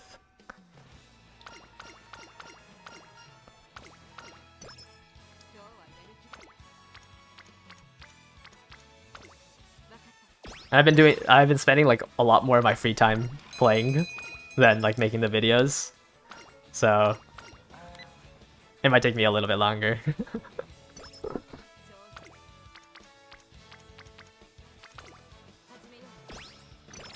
Maya no Top Gun.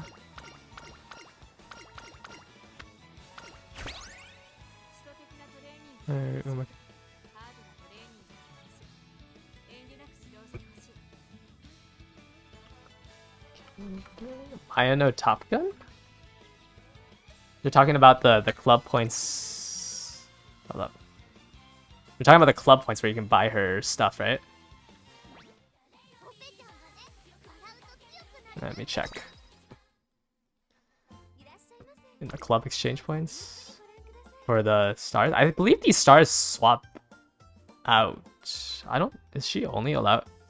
I don't remember because I don't remember seeing her.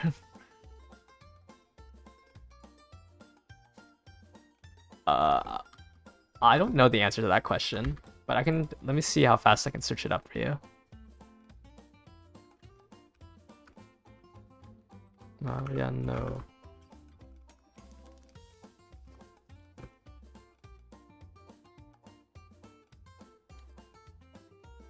Yeah, I don't know. Let me check the banner release. Like, she's not in the banner.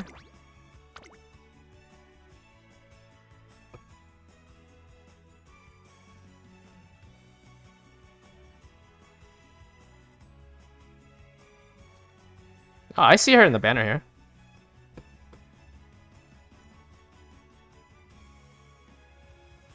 She just doesn't have like a rate up, but she'll be in the banners.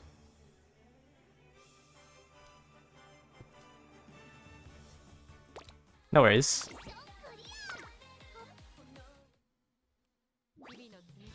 Yeah, objective putting a fine team in trials, but you don't know what to do until Kita-san? I mean, like, this game isn't meant to be played, like, multiple hours a day. You could just do your dailies and wait. Like, there's no event going on to grind for, there's nothing, like, that you'll miss by playing super hard. How do I have 28,000 carats? I just haven't spent any of them since the game started. I've spent 1,500 on a 10 pull for supported cards, and then I haven't pulled since then. I've also spent $21, so like I'm not a free-to-play account.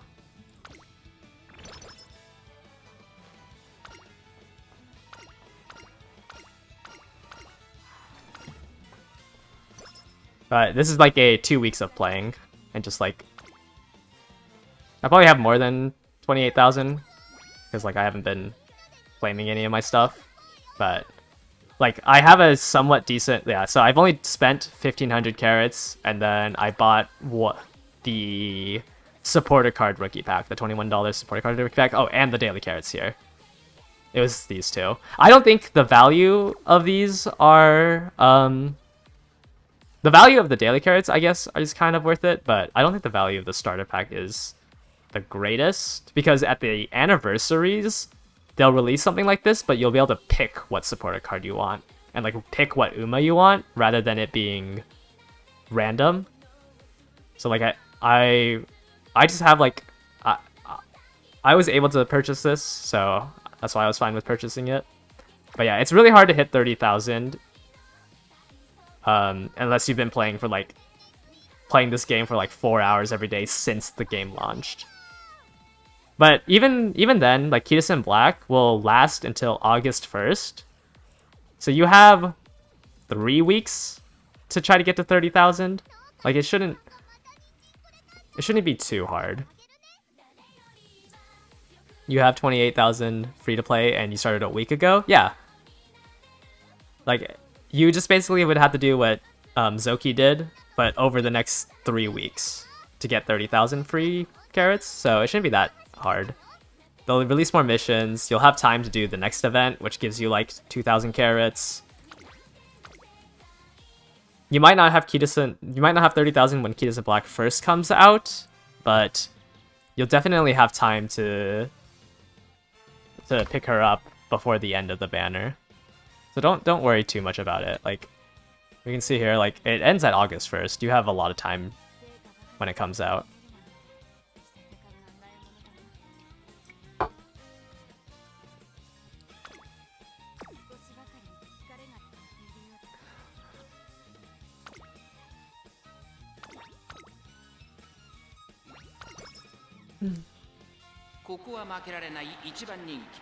Yeah.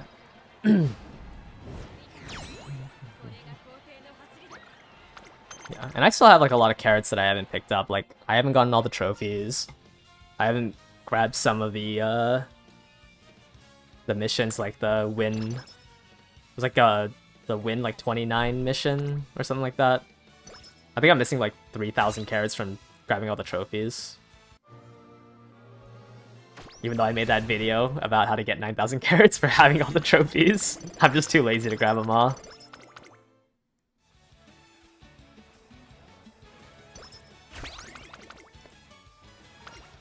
Let's see here. I need to get my stamina up. Why is it at 400?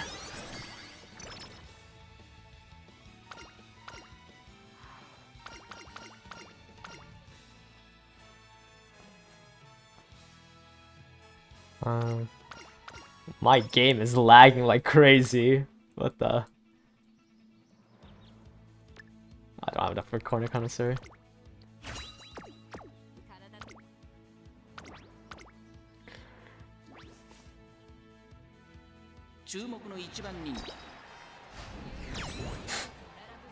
Okay. Wow, this was a very... That's a crazy race. 7 lengths from first to second and then a distance to third. We hope you get scenarios sooner. Yeah, I think the fastest we'll get it is 4 months. Like in... Like, I think the fastest we can get it is like mid-October. In all honesty. I can't imagine the scenario comes out faster than that.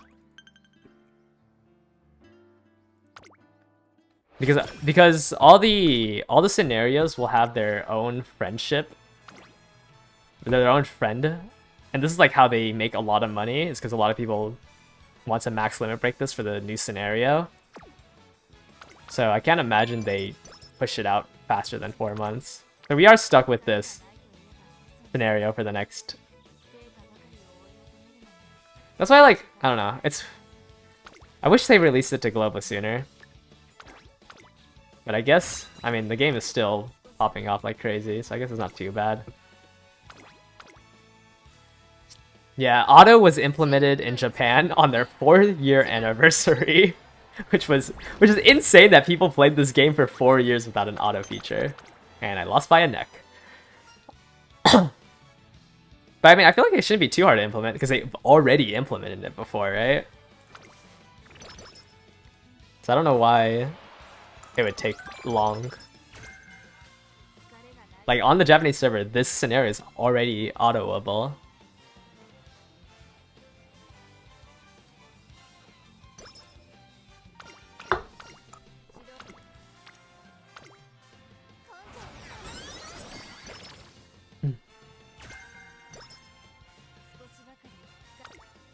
I wanted to ask, oh, sounds very Sky Games, judging by how long.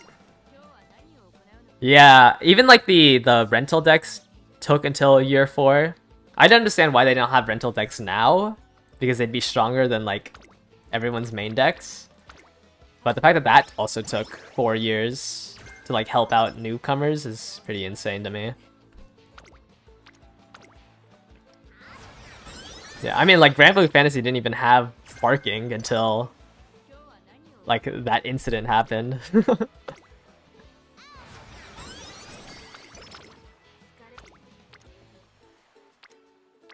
So yeah, they want your decks to suck for you to pull, which is why I understand why they don't have rental decks out now. Yeah, until the monkey gate.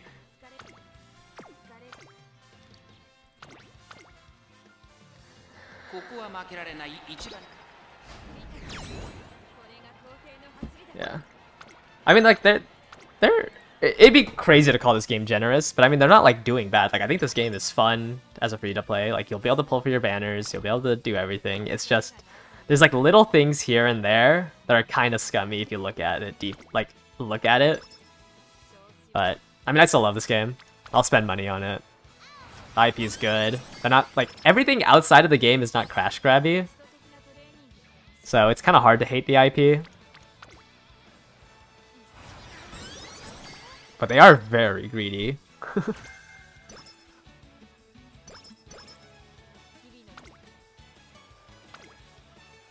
Your spark per month rate is? I would say for like the first 2 years, you will be able to get enough to spark like once every 3 months. And then it's about 3 months per spark as we're starting out. It could be 2.5 given the acceleration, but in the Japanese servers, until the second year, it was about 3 months to spark, and then it moved to 2 months per spark. Which is, yeah, that's what I'm saying. Like, the game is free-to-play friendly enough, where, like, I don't feel bad, like, recommending people to play this game. Which is why, like, I'm making all these videos and stuff.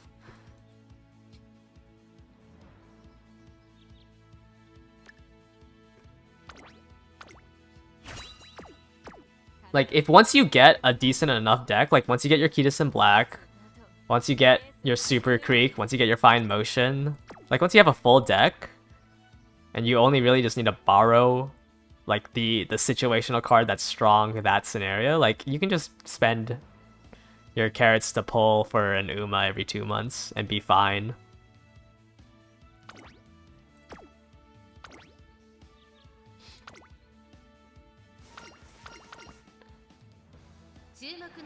Like, as long as you're not focused on trying to win the PvP for a measly 1,500 carrots per month. Like, okay, cool, you get an extra 10 pull for tryharding in the PvP. Like, as long as you don't care about that, like, this game's free to play friendly enough.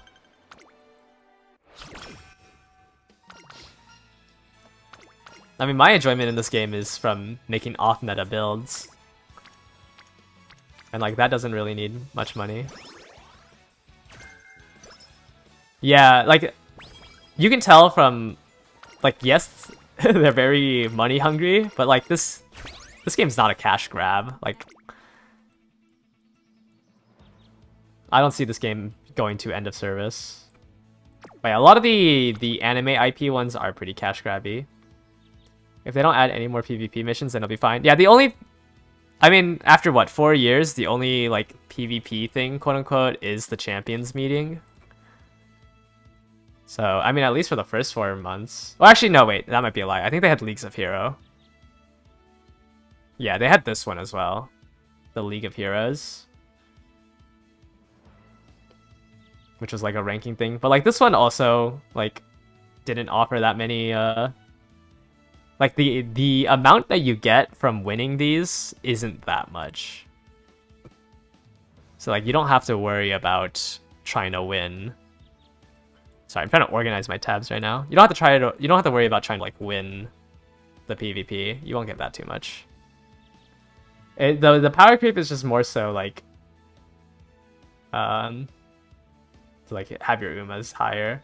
But the scenarios are all really fun. Like, it's fine to just, like, play this game a little bit, just to, like, play the new scenarios.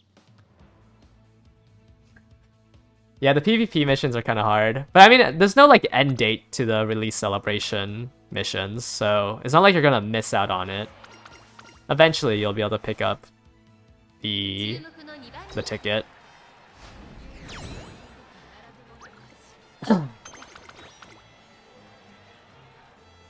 Just constantly, like, fight the bottom ranking team in the 3, and you should be fine.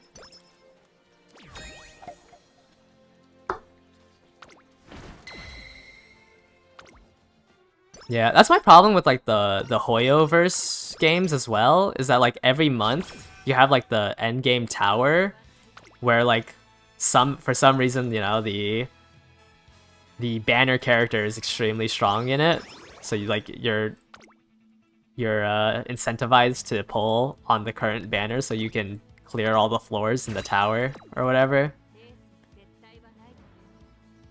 But at least that's a monthly raid, and like you can kind of build your favorite character to clear that. Blue Archive does 2 raids per month. That's kind of crazy. But yeah, I mean, like, Uma Musume's dailies are super easy. Like, you can do all the dailies in Uma Musume in like 20 minutes. You can go non-meta or meta, yeah.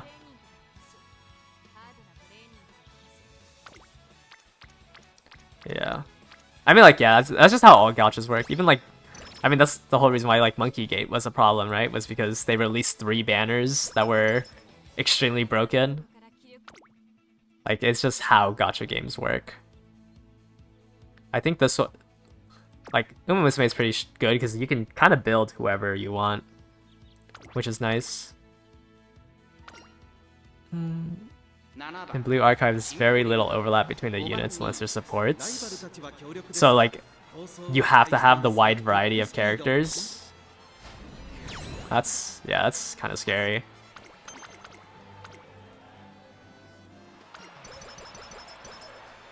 What determines the mood of Umas during... It's completely random. The only... Like, you can just have it great if you give them a parfait. Even with your trash decks, you can always find better builds and get better Umas. That's exactly like what Uma Musume is all about. It's like, even with a trash deck, you could maybe just roll like the perfect parent, and that's probably better than having an SSR card that's like super strong in that flavor of the scenario. Like, you roll something with like a disgusting amount of white sparks, which has nothing to do with how much money you can put into the game. I mean, that's just enough. I wish this screen was better. I hate having to scroll through this. I wish I could like sort it. In Blue Archive, they get multiple raids with 2 to 3 teams worth of fully built. Yikes. 15 characters that you have to like pull? That's scary. There's 4 colors, so like there's 4 factions or colors, and there's actual unit mechanics. Your problem was not getting teams, but you eventually were able to. Yeah, this weekend, well, like starting Friday, I do want to try to play another gacha game. I've never, ever since, before Uma Musume, the last gacha game I played was Wuthering Waves, which I played for 2 weeks. And then before Wuthering Waves, I played Genshin Impact for the first like 3 weeks. And other than that, I haven't played any other gacha game.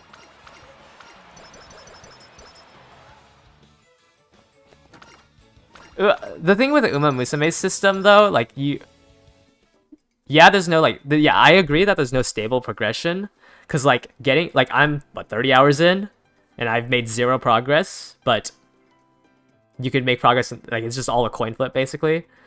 The stamina though doesn't really matter, cause they give you so much stamina points that unless you are playing like 10 hours a day, there's almost no way you're using all your stamina. Like, I am playing this game in an unhealthy amount, and I still have 50 more runs that I can do.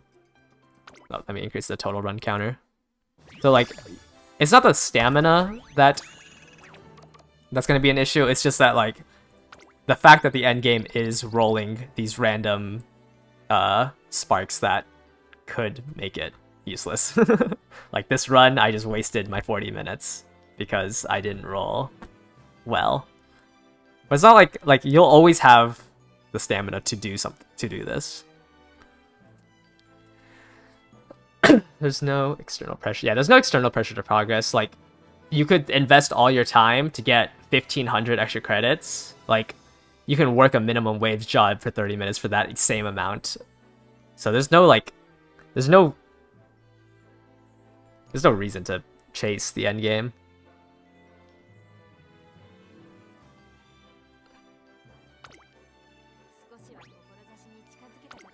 you would say ZZZ is the best gacha out right now? You'd say that about Honkai? Oh, that's... Yeah, I just downloaded Honkai Star Rail. I was gonna play it this Friday on stream after like my couple of runs, because there's only so much I can talk about during my runs, and I don't really want you guys to sit here and watch me silently go through a run. Yeah, Hoyo does... I think that's like what I saw, because like there's a certain point of power creep where like what else can you do? Honkai Star Rail is good until you get to, I'm assuming, some part in the story. I'm not gonna search up like any guides or anything. I'm just gonna pull characters that look cool and play the story how I can see it. I won't mind. Yeah, I'm just gonna just play it as like for the story and see how it is. Maybe Arknight Enfields will actually be something new and fresh. I don't think I've seen that game. Like I didn't see anything about that, but I'll look into that as well. But yeah, I mean, yeah, there's like, because like yes, there's power creep in Uma Musume, but there will always be new Japanese horses that they can make into a story. You click Honkai Impact. Wait, is it Honkai Impact 3? I don't remember what HI3 means. And Genshin because of how hard they fumbled them. Yeah. I don't know. I feel like the open world is kind of hard to progress because, like, obviously they want more money, so they have to release stronger characters. But there's just like so much that gets pushed into it. I don't know. Uma Musume, at least for the next 4 years, like from our scenario up until Build Your Island, like it's pretty relaxing. Yeah, they I mean, yeah, after Genshin they just started pumping out new projects. But I mean, none of them have ended their service, you know, so it's not too bad. Yeah, they'll just... Yeah, after ZZZ probably goes for a year or two, they'll probably introduce a new open world that has slightly different mechanics.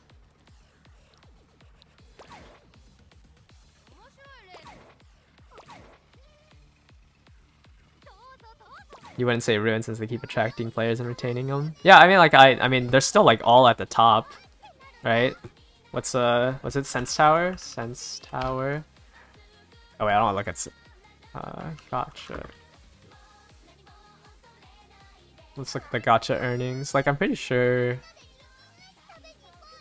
Like I think they'll always be the gotcha games. I think it's just too hard to, unless they like get into like a giant controversy. I think it's too hard for them to get dethroned. Is that like what? They just had an update that made them 20. They just had an update that like almost doubled their profits from the previous month.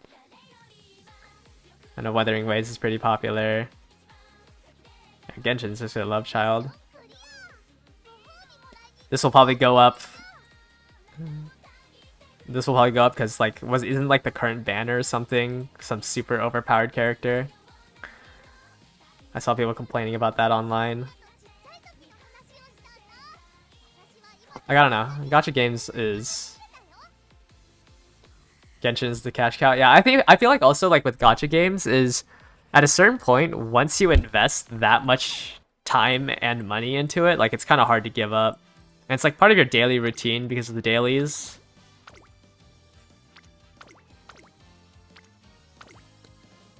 Like, you have to, like, make a conscious decision to be, like, I will stop playing this game.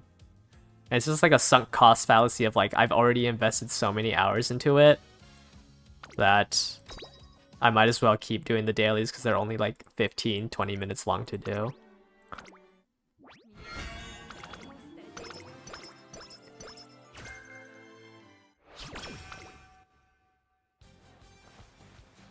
Honkai Impact 3 used to be the love child, but now they're slowly whittling it down in favor of Honkai Star Rail? I see. Yeah, I mean, like, it was really hard for me.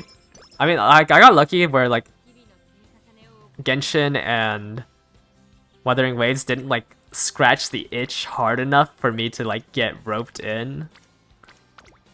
But I mean, I still, like, I think in both of them, like, a week in, I bought the monthly pass. I never went further than that. Patches used to be a month and a half each.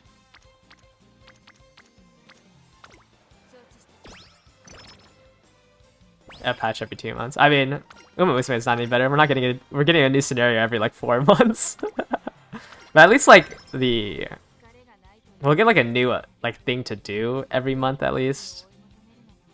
But we won't get like a new scenario.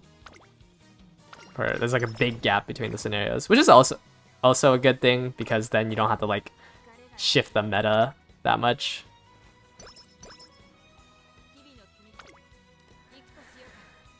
Oh, at least I got a karaoke event after all that bad luck.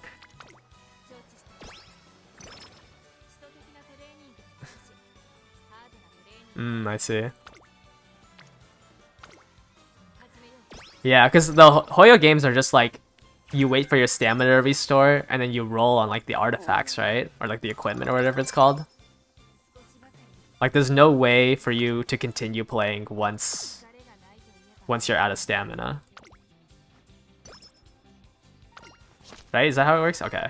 Yeah, because I remember like that was my pain points with both Genshin and Wuthering Waves. Like I'll do the domain or I'll do the dungeon, and then it's like, okay, like I guess I can try to get my times down for something.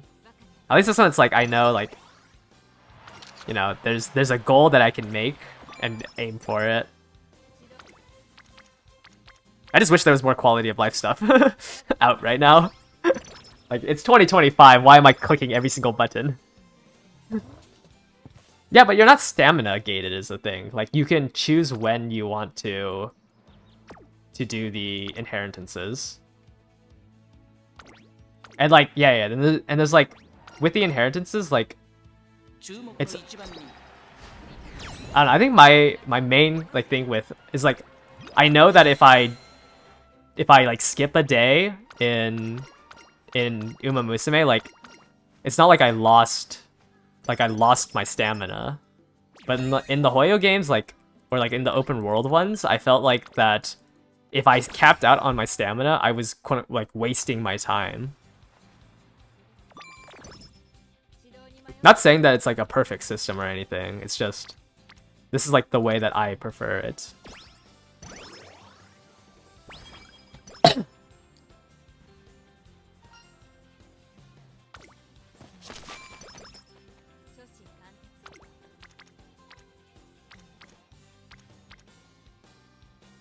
Am I polling in Kitasen Black? Yeah. Like, it's not even like, polling in Kitasen Black isn't for... Polling in Kitasen Black isn't for you to max limit break Kitasen Black, it's to just, like, to have a better deck. Like, if you can max limit break a good SR gold card, that's infinitely better than any SSR that you can have at 0 limit break.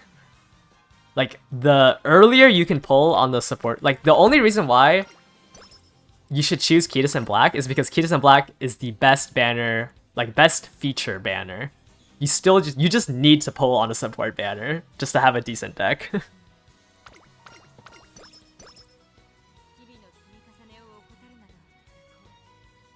Yeah, that's what I think about what's good about Uma Musume, is that like the end game is just however much time you can invest, whereas the open world games wants you to come in daily every single time to make sure. Do I think the rate's going to be 0.5 or 0.75? I'd lean towards I don't know for sure, but I'd lean towards 0.75 because that's how it was in the Korean server. And like, oh sorry, the Korean and Taiwanese server. So I can't imagine that they take that back and make it 0.5 for us. Yeah. Also, another reason why it's better to pull on the Kitasen Black banner is because there's less bad SR cards in the pool right now. Like, a lot of the SR cards that you can pull are good enough to run in your deck. And like, it's easy. Obviously, it would be easier to max limit break the SR cards because there's a smaller amount in the pool. Do we know about there's only 4 servers. There's the Japanese server, and then there's the Korean and Taiwanese server, which came out at the same time. And then there's our server. I don't know which server the Chinese one is on.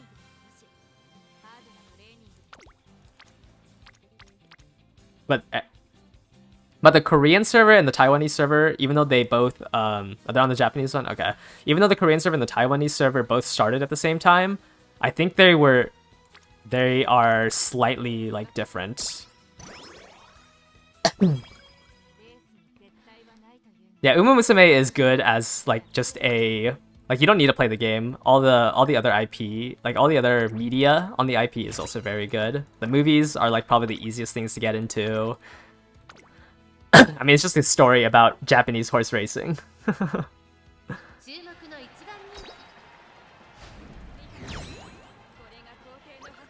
You heard something, there's a fifth one? Yeah, I only know about the 4 servers.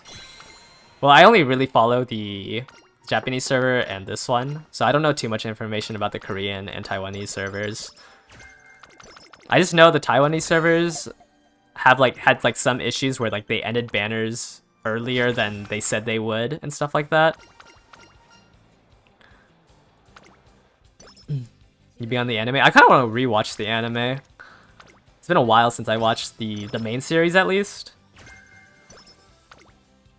And then I probably will rewatch the Cinderella Grey before the next season comes out.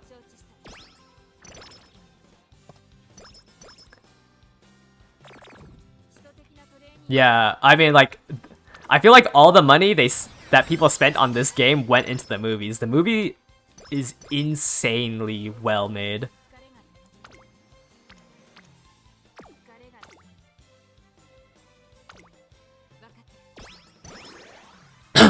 Oh, I see. The Chinese server is operated by a third party. Yeah, Sin Grey is also really good. It's just season 1 of the main anime. I have such a hard time like recommending people to watch it.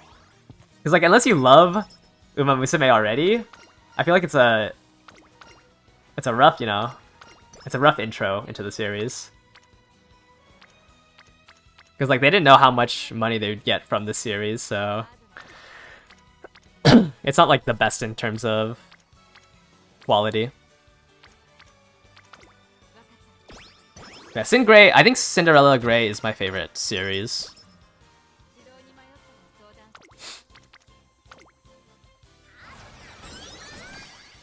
You're rewatching the anime after getting to the game? Yeah, it's just so nice like having all these different medias that you can tune into. Do you guys have your favorite Uma? Let me do a race here. You about season 1? Yeah, season 1, it was a really good intro into the series. It's just, compared to everything else that's out, it's not the best.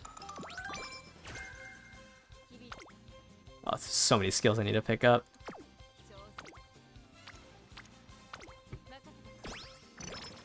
I think my favorite Uma is still... I don't think she hasn't been animated yet. She'll probably come out during the second core. But my favorite Uma is from Cinderella Grey. It's a New Zealand horse called Folk Queen. Well, it's not called Folk Queen. It was adapted as Folk Queen. But it was based on a New Zealand horse. And that was my favorite.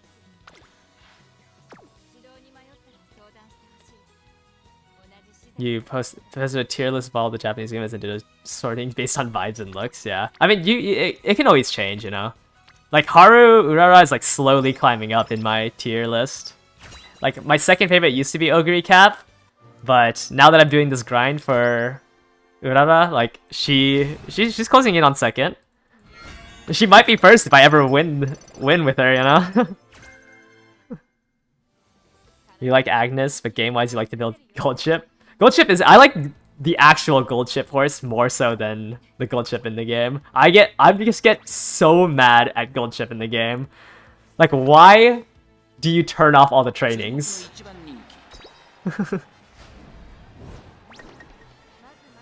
Agnes and Marzensky. You can... yeah, I have failed Infirmary check, which is another reason why I have... Hazuna, because her second event with her clears a condition, guaranteed. Dream Journey, Sweep, Tosho.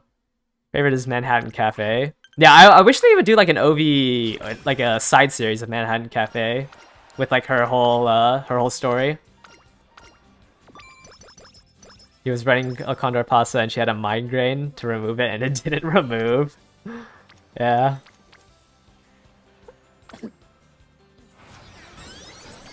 I also really like how they animated Tamamo Cross in the... She's a lot better. But my own main issue with her in the anime is that she has a different personality than in the game. So it's kind of weird, like, bouncing back and forth between those two.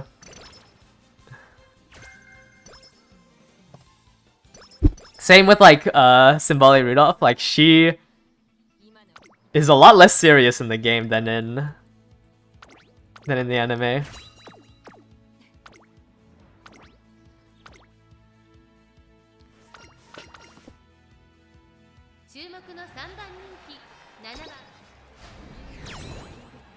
Yeah, maybe. But it's like, I don't know, I've never seen her that serious. Tokai Teho. I can't wait till like we get the gold ship and the Teho version of the Boxing song. And every time I stay in the main menu screen, I now have 3 different songs that gets looped on repeat. You had one run where you got triple debuffs. Oh my. Ogre is also growing up in the anime. Yeah. You like the energetic ones? Yeah. Teho's pretty popular.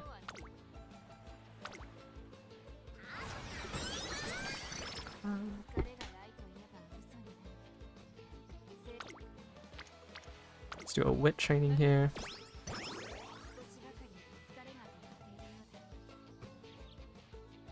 Yeah, I think like Current Chan's also gonna be pretty popular once she comes out. You're trying to get the anime McQueen version. The outfit is nice. She has the little hat as her accessory. I think that's my favorite part of the outfit.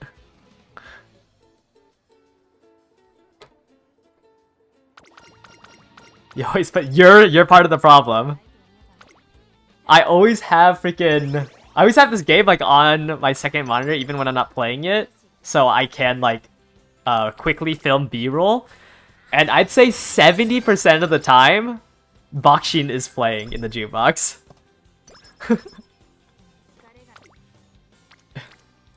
It actually makes me go insane. If I ever hear it 2 times in a row, I have to mute the sound in the game.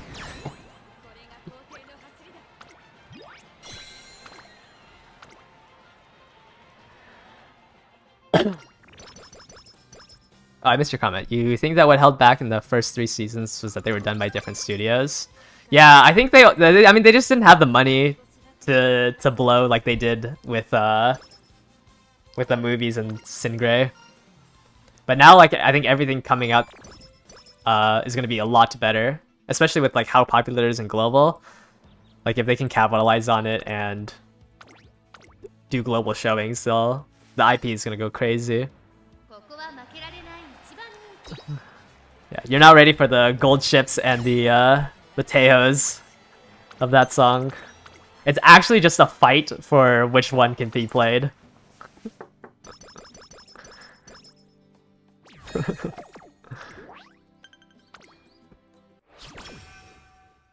I don't remember when they were added though.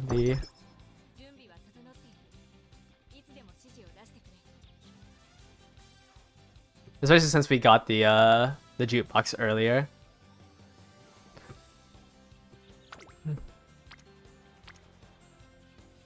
Yeah, they played a bit of the Teo one. I just don't know how often they're gonna update the jukebox, because like there is like obviously we weren't supposed to get it right away. So I don't know how they're planning on introducing the new songs.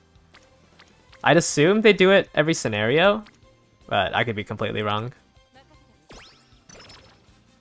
I like the Teho one more than the Boxing one, but maybe that's just because I've been hearing the Boxing one so much. Even when I'm like perusing online, like everyone just puts that song as the background song. I think every Uma is good. Like, there is no bad Uma. Like, if I were to make a tier list of the Umas, like, they would all be B tier minimum. you can make a build with every Uma.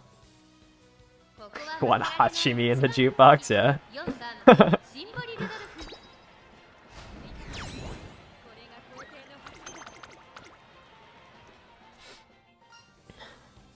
Instinctive Speed. I like Rice Shower's song. Blanking on the name right now. I really like Rice Shower's song from the second main story. Rice Shower is just such a good... Rice Shower just has such a good story.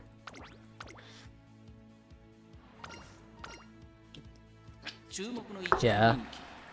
The second main story is kind of hard because the races, all the races are long races, so you kind of need a pretty strong Uma. I wasn't able to finish the second one until like I started doing the YouTube videos, and I finally got like that Ogre cap that I've been using for the legend races.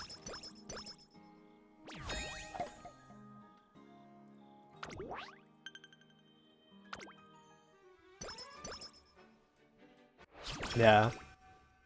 Rice Shower just has, like, just a really good story in general.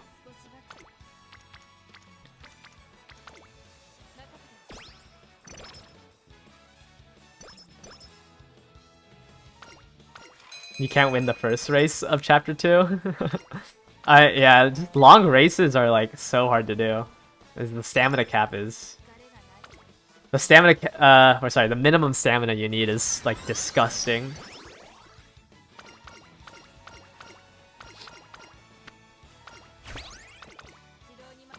Alright. Let's start spamming some races now. Wait, I need to get Schlinging Maestro first.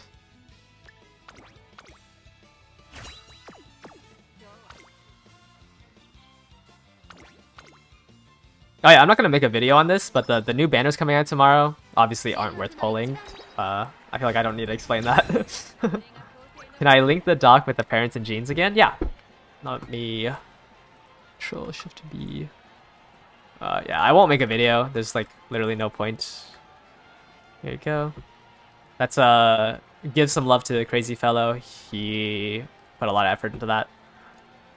Do they ever add Ogre Cap's story as a prequel or something in the game? I don't think there's like an event for it. But I'm not too caught up on the events in the game. But I think instead of like a prequel or something, it'll probably be something like one of the story events here. These ones are usually like based on... Like, these ones are usually, like, what you would watch for specific Umas. But I don't think they did one for Ogre yet, from what I remember. But I'd have to double check. Let me real quick peruse through this. Let me read really fast. Give me a second. The main story updates super slowly, by the way, so... I mean, this one has... Yeah, I don't think... I think this one was their, like, mech one, right? Yeah. So I don't think they have Ogre's Cap's game inside the... Or Ogre Cap's story inside the game. The next one's going to be on Kitasen Black, though. It's Kitasen Black and... Diamond... Satono Diamond. It's crazy starting the main story in the game and seeing that takes place right over. Yeah, I don't... I mean, I can check here. I don't... Which one's the... Where's the main story? I don't know if Game Tora has the main stories in here. But we're going to be following... Here, let me put it on the second screen so I don't spoil anything. But let me search it up. Main story... I think there's... They usually do like a chapter a year. Not a chapter, but like a overarching... Like the overall arc takes a year. So we'll follow this team with like... Majora McQueen, Gold Ship, Rice Shower for like the rest of the year, and then next year we'll start a new story with different characters. Let me see if I can find it without and like explain it without spoiling. Oh, they are called chapter. Oh no, they're called parts. So part 1, like we just had Majora McQueen, and then we had Rice Shower. The next one that comes up, I think, is three different characters. But I don't want to like spoil it, so I'm not gonna say any more than that. But it's still following the same team.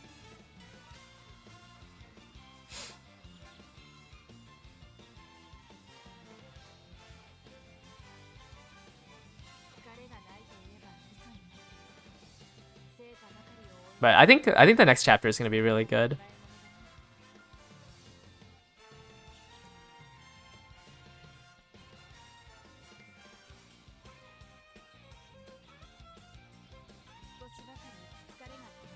Oh wait, no, never mind. I'm rereading it. No, Rice Shower is the end of I think Rice Shower is the end of that of Team Sirius.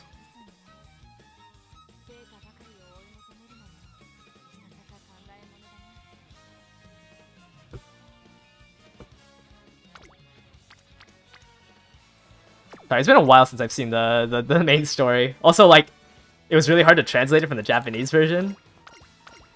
So I'm like rereading it right now. Okay, never mind. It still follows Team Sirius. The entire part 1 follows Team Sirius, and right now in Japan there's 2 parts. So we'll probably be with Team Sirius for like the next 2 to 3 years in the main story. It's just don't expect it to update very often.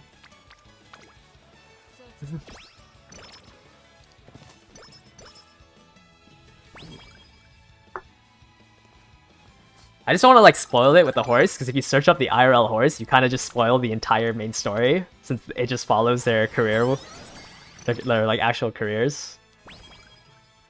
You found a site with some builds for Umas, but it's all in Japanese. Yeah.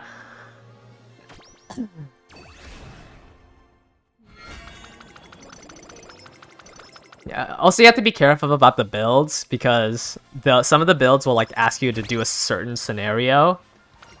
And even if it asks you to do the, like this scenario, the URA, in the second anniversary, like all the events, got buffed. So like all the older scenarios got like new events, better stats, higher stat caps. So it's kind of hard to follow the Japanese, builds. So just be careful, like while you're doing your builds, that like you're not doing something that is kind of impossible to do, because we don't have the new one. Yeah, I saw the Japanese stamina threshold one. It's just like annoying, like it's just annoying entering like all your stats into it. But so I just try to give like a blanket statement. But I have seen that. It's gonna be that the stamina threshold will be more useful once, if you like care about doing the PvP. But yeah, having to translate everything is rough. Is there a way to share a friend ID on your list? Like you want to share the ID? I believe you just go to their profiles. Let me check. So let's go to friends. Let me look at the Super Creek one. Super Creek. If you click on them, or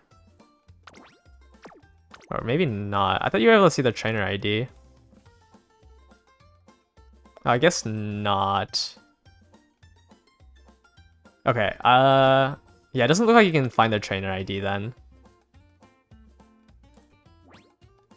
Yeah, because you're not able to like enter their profile like this. So I wouldn't know. I don't think there is then.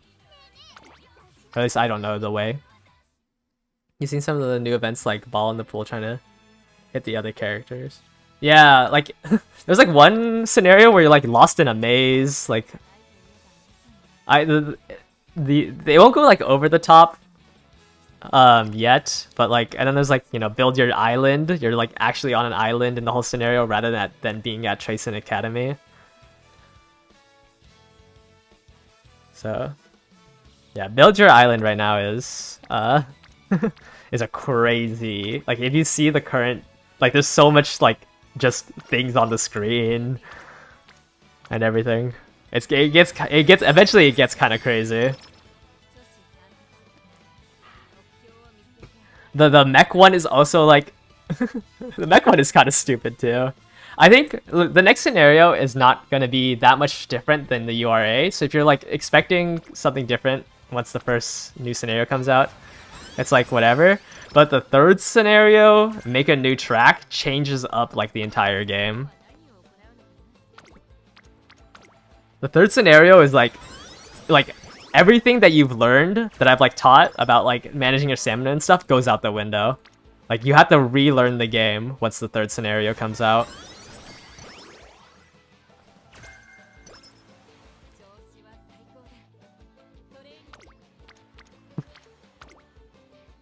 Yeah, I don't know if they're gonna like release make a new track like they had at the start, or if they're gonna release their updated version.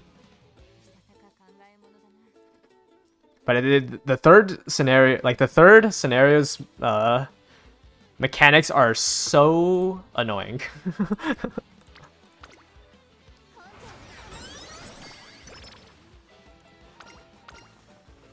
I'm worried that like a lot of people will get scared of the third scenario. So I remember trying it on the Japanese servers and not being able to read anything, and it being so different was so disorientating.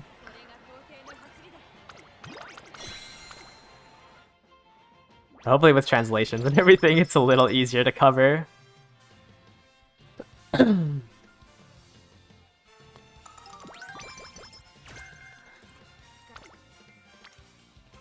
No. Alright, let's rest up here.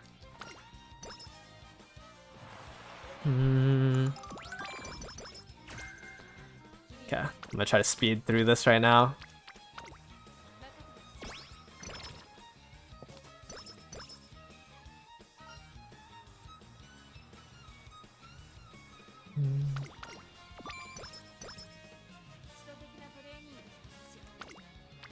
Yeah, luckily we have like, that's like the one good thing about having the clairvoyance is that we don't have to do the theory crafting. Because if you had to like figure out how to navigate through it by yourself, like, and like people would, because I remember like whenever a new scenario comes out, there's gonna be a lot of misinformation. So if you like see something from a creator that is trying to like get clicks, it's just so rough. Like I probably won't put out a guide for the new scenarios until like 3 to 5 days later, until I'm confident that like I'm not putting out information bad information. But there's a lot of like content creators I've seen that like I know there was a lot of people who put out guides at like the very first day this game came out, and like half of the information is just wrong. Like I've been seeing so much, too many people have been asking me about inheritance looping, and it's like it's because like these some of these creators just put out misinformation. And it's like, it's super annoying to deal with.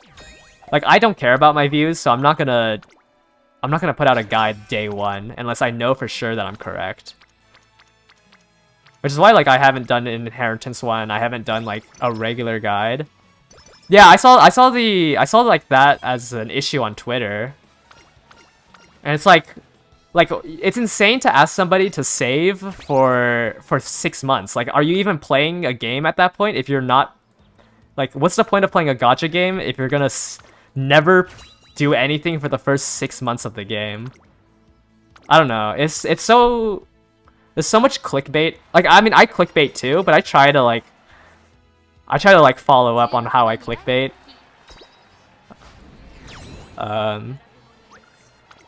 Yeah. Well, it's not even like at the end of the game it's about the deck. It's like, it's at the end of the day, the meta doesn't matter. It's do you enjoy playing the game? And there's no way you're gonna enjoy playing the game if you haven't pulled in 6 months.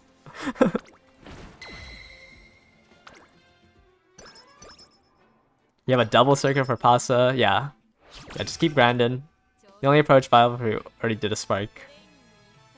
Yeah, if you like if you already have a strong deck, then yeah, sure.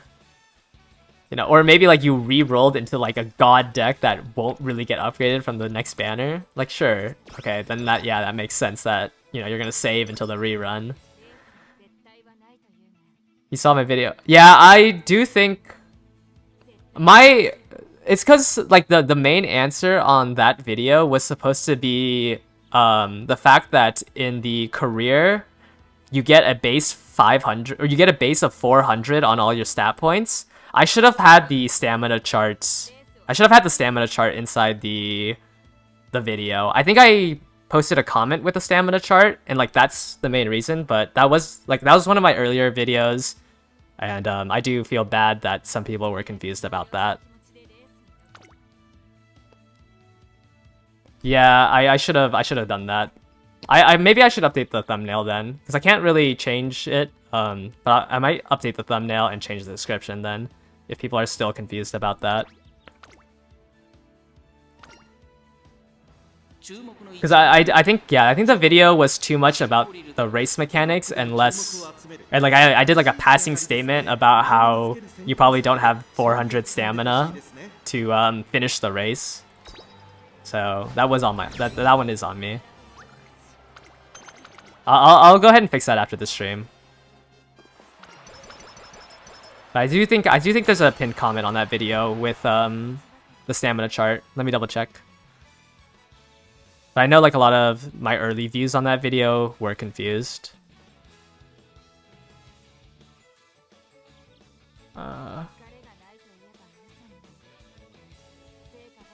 me double check. Yeah. So now I know like the people who haven't watched it now, but yeah, now I have like I pinned it 4 days ago. I had the information on that. That was my bad. Going forward, I'll try to make my videos a little bit easier to understand. Try not to delete any of the comments because I think it would be bad for me to like. I'm not trying to like hide that I made a mistake or anything, so I'm not gonna delete any of the comments that are like saying the video is bad because I also think my video is bad.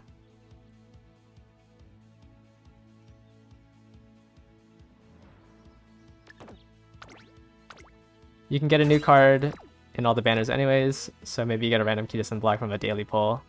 So I don't see why not to spend in 6 months. Yeah, exactly. And it's like, even if you save all the way up for Kidison Black, like that's 6 months where you don't run Kidison Black.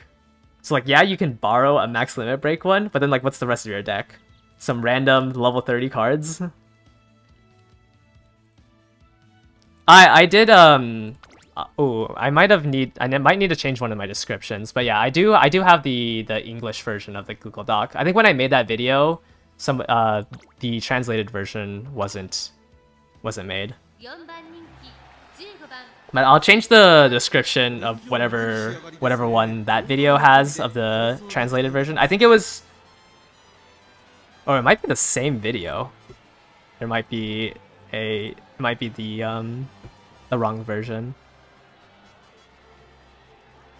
Let me check my descriptions real quick.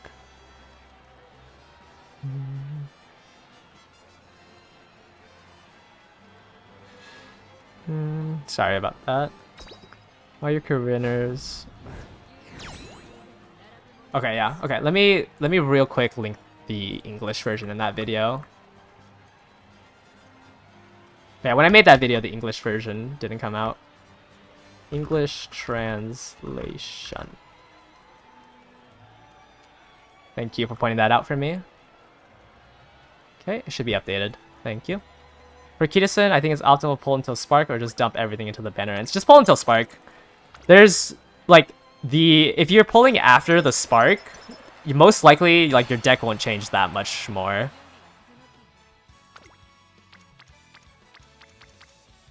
Because like it's not like you have the rate up. Like I mean, yes, there's the rate up on Kidison Black, but pulling like an additional 50 times isn't going to change much in the end, so it's better to save it for another Spark. I think even if you pull Kidison Black early, it's still better to just go all the way to the Spark, just because of how strong she is.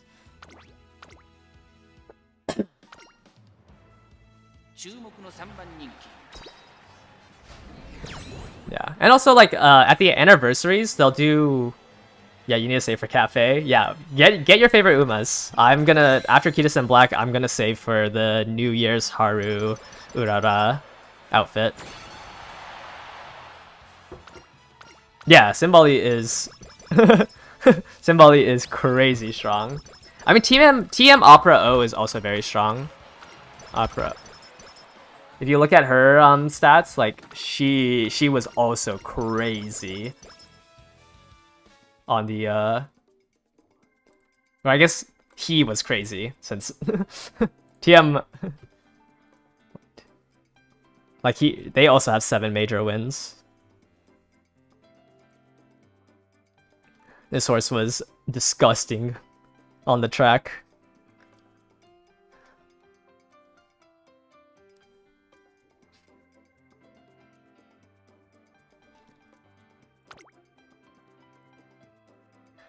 Alright, let's see here. What do I use to decide grandparents in the parenting system? You can use the affinity calculator on GameTora. So like you should have your main character here, and then you can click this recommend button. And then oh wait, this is on the Japanese server. Sorry.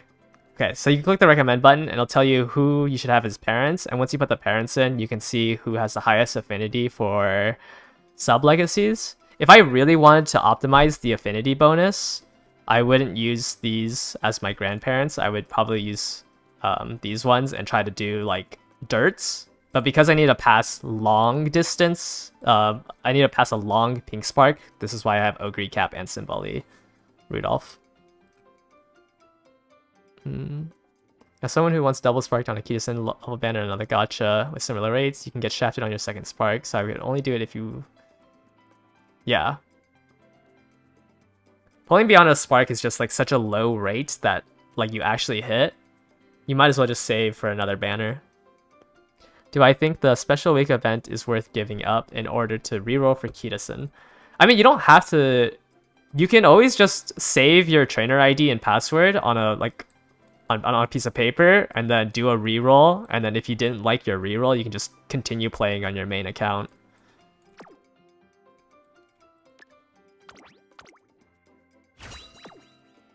I think what he means by double spark is that he did 400 pulls. I personally, like, if you...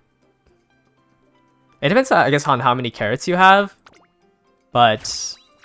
Like, there's a lot of, we call it sparking because in Granblue Fantasy, it's called sparking. Like, sparking and pity is the same thing. 1-star guts. Oh, and it wasn't even an undefeated run. I didn't realize I lost earlier. Damn. Oh, let me update the counter. 44 runs. I'm still 0 out of 4. Fun. Yeah, this is why I kind of want to play another gacha, you know? There's only so much I can do. So much I can take. It's hard to be happy on stream when I am rolling these sparks.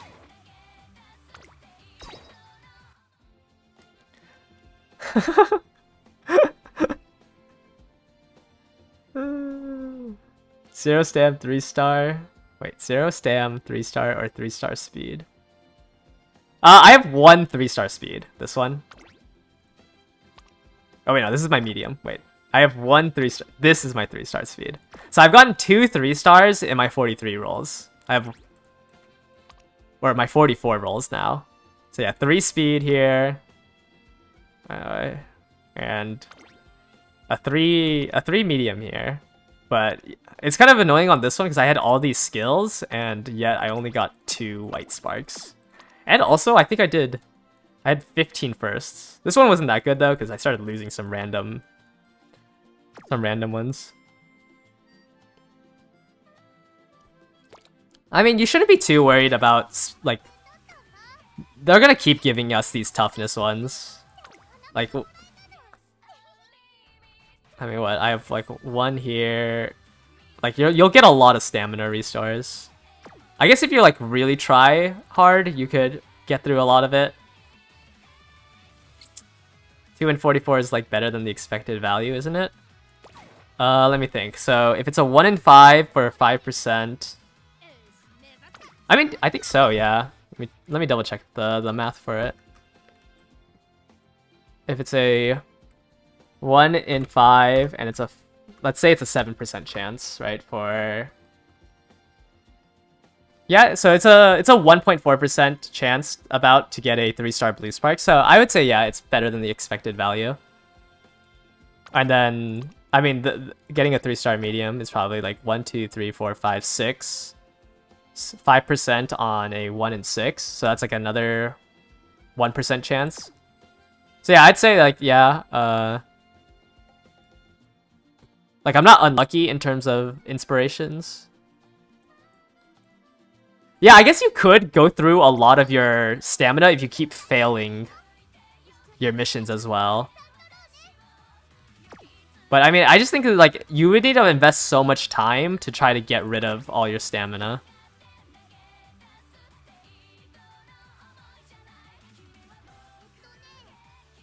Oh, I'm driving you nuts by not collecting them. I just don't see a need to collect them, so I've just been seeing how much I can. I mean, I'll probably collect this tomorrow once we're done. Once the last 5 missions come out.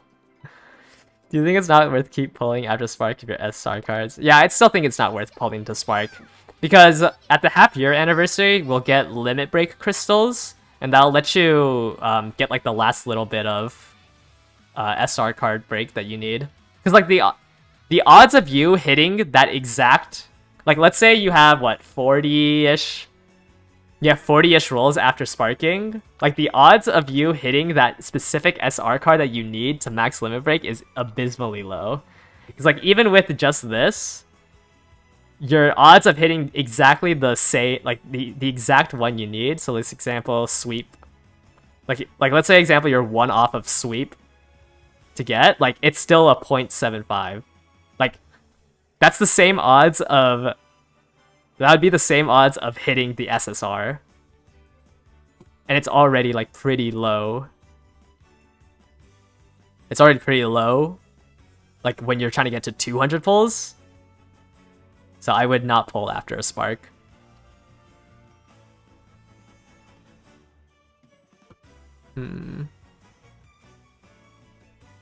Is the ticket a random support card? Is it a random 3-star Uma? I believe it's a... It says make debut on it, right? Right, let me double check. Make debut scout.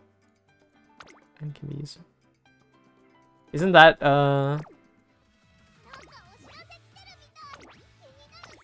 that's a support card, right? Because this one is... Oh wait.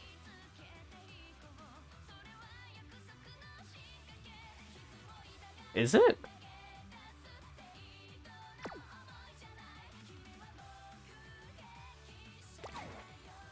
I thought the make debut scout was... But the ticket says SSR and... Oh yeah, I guess it would say 3-star, huh? It would say 3-star if it was a... Okay, then yeah, it's a supported card. Because it would say 3-star if it was a an Uma.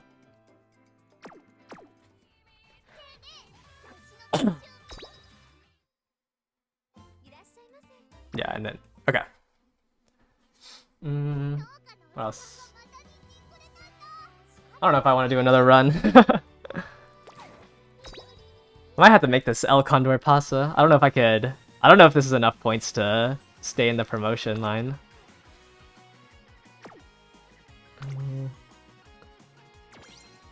Let me see.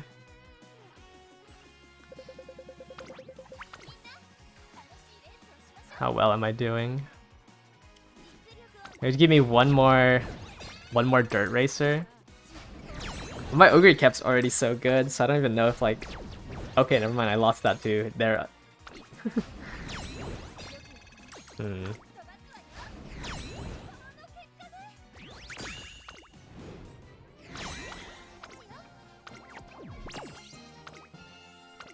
How do I unlock more slots? How do you unlock more slots? You have to promote. So every week, you have to reach the the promotion line here.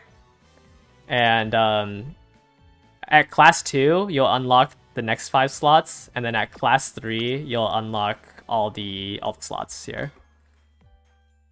Yeah, my Sakura Bakushin I have is like mediocre. Like I didn't even max out her speed.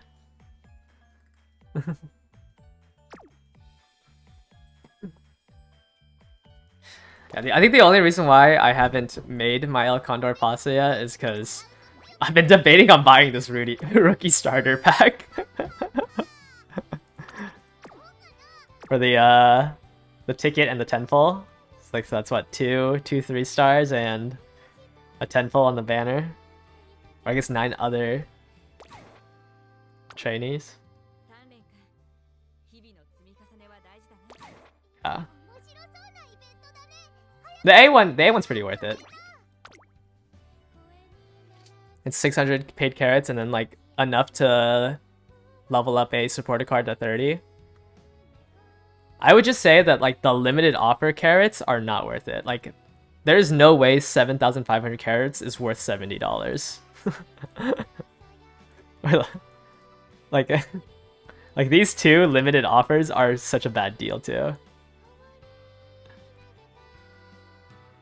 That's crazy that like it's $3 for a single pull. You know what? You guys want to see me pull? Let me hide let me hide my screen. I'm gonna purchase this. I need to feel something. I have to wait a week until the next banner.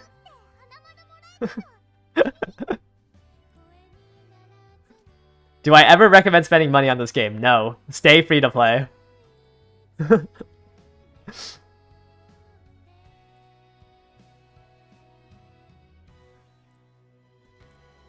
If you were to ever spend money on this game, spend money at the anniversary events. That's like the quote-unquote best bang for your buck. Wow, suddenly, I don't know what happened, but I got 1,500 extra extra carrots.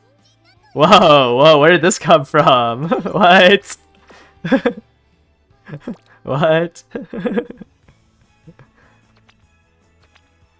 Okay. What? Wait, did you guys get this gift? What? What? What?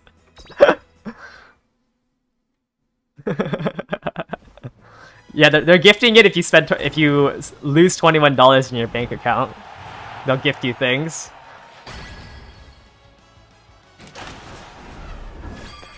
Kerchow! McQueen! That's actually really good for me. She actually fits on my team.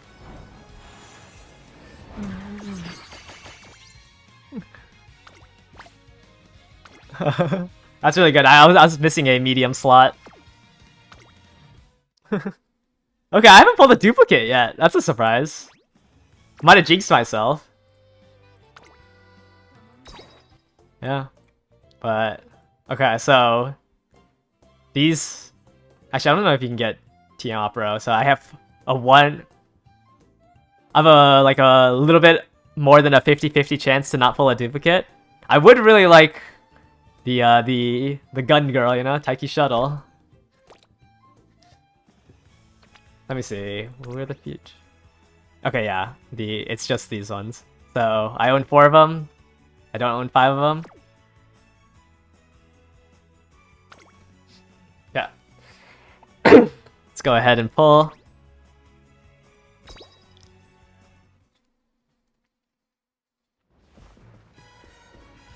Alright, what's my luck looking like?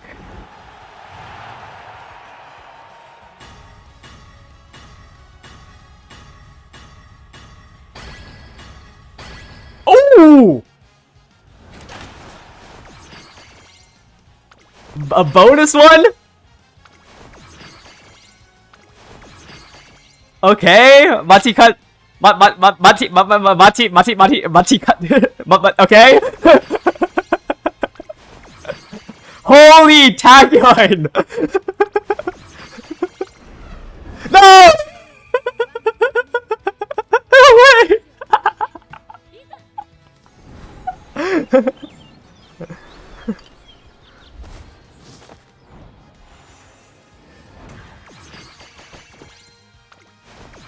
Okay, another nice nature. Oh, I did jinx myself. Well, I mean, like, the luck, you know?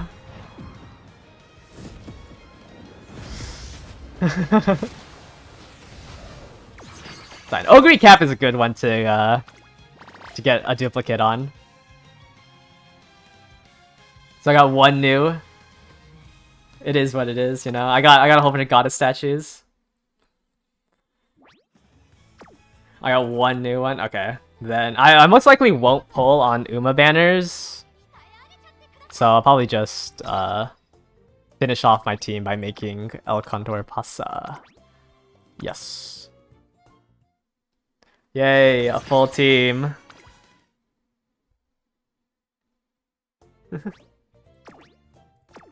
Okay. I won't do this on stream because I don't really want to read through the story. Does it add to the bourbon counter? No. It doesn't give you any exchange points. The paid banners are like a completely separate thing.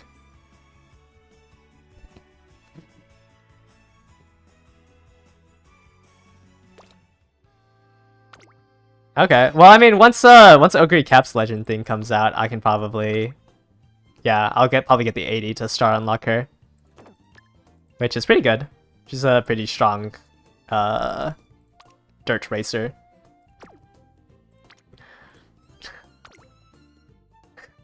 I guess when her Medjugorje McQueen's comes out too, I could also star unlock her. I just did my pulls. I was just doing the 10 pull for. I just finished the 10 pull for the paid banner. What's the first set of starting to build an inheritance? Uma, all guides just talk about how inheritance works, not what to do. I went on it earlier in the stream. I'm gonna cut off the stream and make a video into it, but you basically. Let me pull up the example. You basically want to... So, when you do your runs, you want to win races. And then, for every first that you get in a race, if you're like your mate also got first in that race, you'll get one additional point of affinity. So you want to, like, your parents all want to win the same amount, like the same type of races, or like the same, get the trophies in the same races. And then,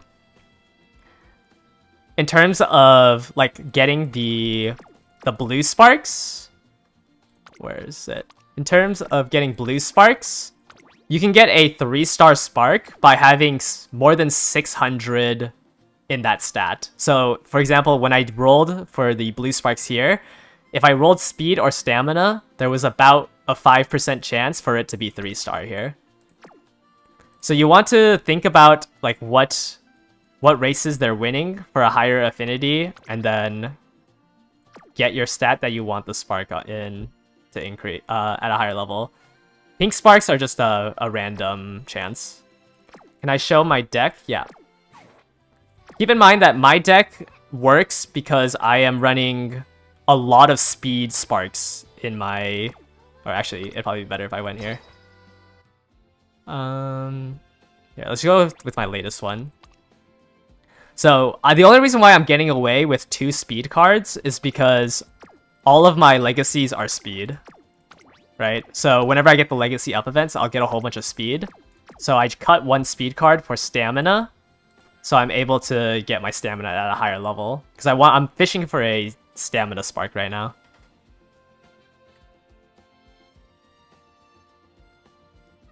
You don't really need Fine Motion or Tazuna. You could go, if you're looking for like a stamina spark like I am, you can do 3 speed and 3 stamina. You're sitting around 1500 just for an Uma pull during the Kita banner. You want the McQueen. Oh yeah, the McQueen anime outfit's really good. Same with Teo's anime outfit.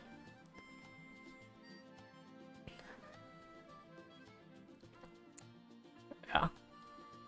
And like my speed cards are pretty bad. Like this is probably worse than an SR speed card. I just straight up don't have an SR speed card. Like my deck is not the greatest. Like I have what, 1, 2, 3, 4, 5 SRs. And then like a Fine Motion. Tamamo Cross, like It's not, my deck isn't the greatest. It's mainly because I've only done like 20 pulls on supporter cards. So like I'm already able to farm with like a deck that isn't that strong. 600 is not the... I don't have sweep, no. Like I don't have any... The only SR speed card I have is Twin Turbo and the welfare one. Which is why, like, as long as you understand the mechanics, like, having a good deck isn't... Having a good deck just makes it easier. Like, I could probably do the same farming I'm doing with just, like, maybe like a 2 limit break rare card. Like, if I have rare cards at level 30, I could probably be doing this my same strategy. 600 isn't the cap, 600 is the minimum you need. So you need once you get 600, you have a 5% chance to roll a 3-star Inheritance Spark. As you get higher, the chances go up. We don't know the exact numbers, but like around 1100 to 1200, the chances are like it doubles to like 10%. So if you're like really want to fish, if you don't have like a 7 spark or 8 sparks in 7-star or 8 stars in speed, I'd recommend just like running Bakshin on speed until you get enough speed sparks for your one parent.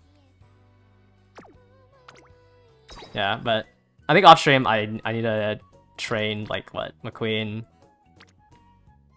Matikane Fuku Kitaru, and El Condor Pasa for my races.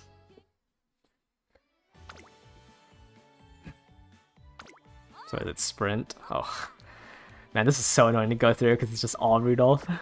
You've been trying to... Yeah, I don't have a 3-star stamina either. I've done 44 runs. I've hit speed.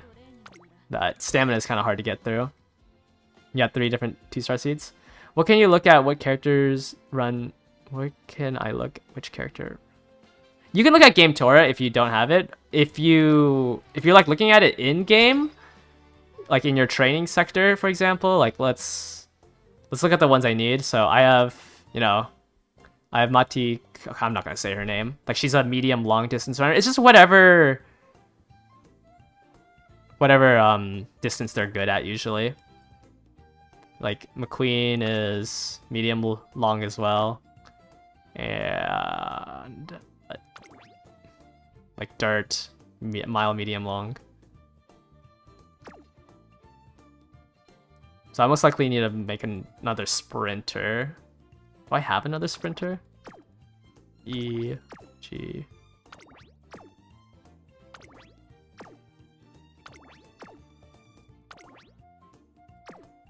Well, I don't think I have another sprinter.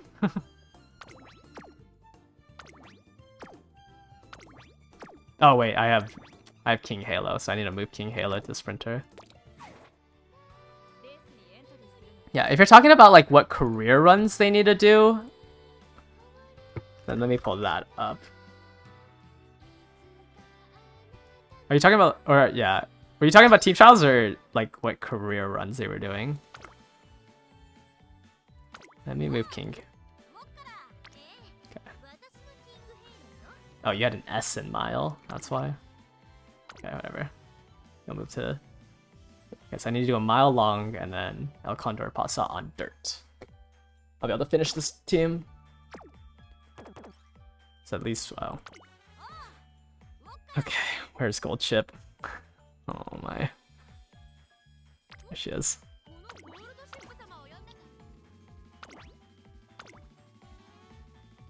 Okay, I'll train that off stream because I'm gonna want to read their stories. But yeah, if you're talking about what races they do, you can just go into Game Tour, enter here, and then anything highlighted is their career runners. So like this is like one of the reasons why I'm having Symboli be the parent of Goldship, is because she runs pretty similar. She runs like the Triple Crown, the Queen Elizabeth Cup, I think that's it. Oh, and the Osaka High. So she has a good affinity with Goldship, and Symboli have good affinity with each other. I don't know when the video on affinity training is gonna be, because I have no idea how to make a readable, a digestible like video on it.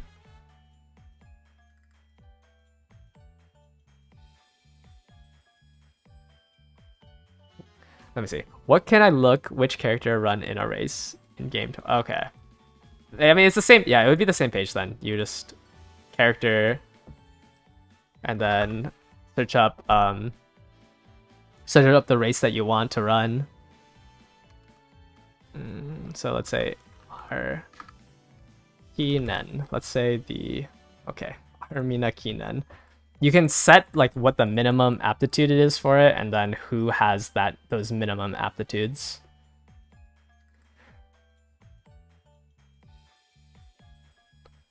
This one here is like, it's like in their career, so they're forced to run it, and then this one they can optionally pick it up if they have the minimal. Anyone can run these races, but these are the people who at least have a B in the surface and distance that it's in. Or say, like, for example, you want to do the Triple Crown. So how many shows are there? Too many. Ah, shoot. Okay, what are the Triple Crown races again? It's the Satsuki Show, the Japanese Derby, and what's the last one? The Kikuka? Yeah, Kikuka Show. So let's say you want people who want to do the Triple Crown.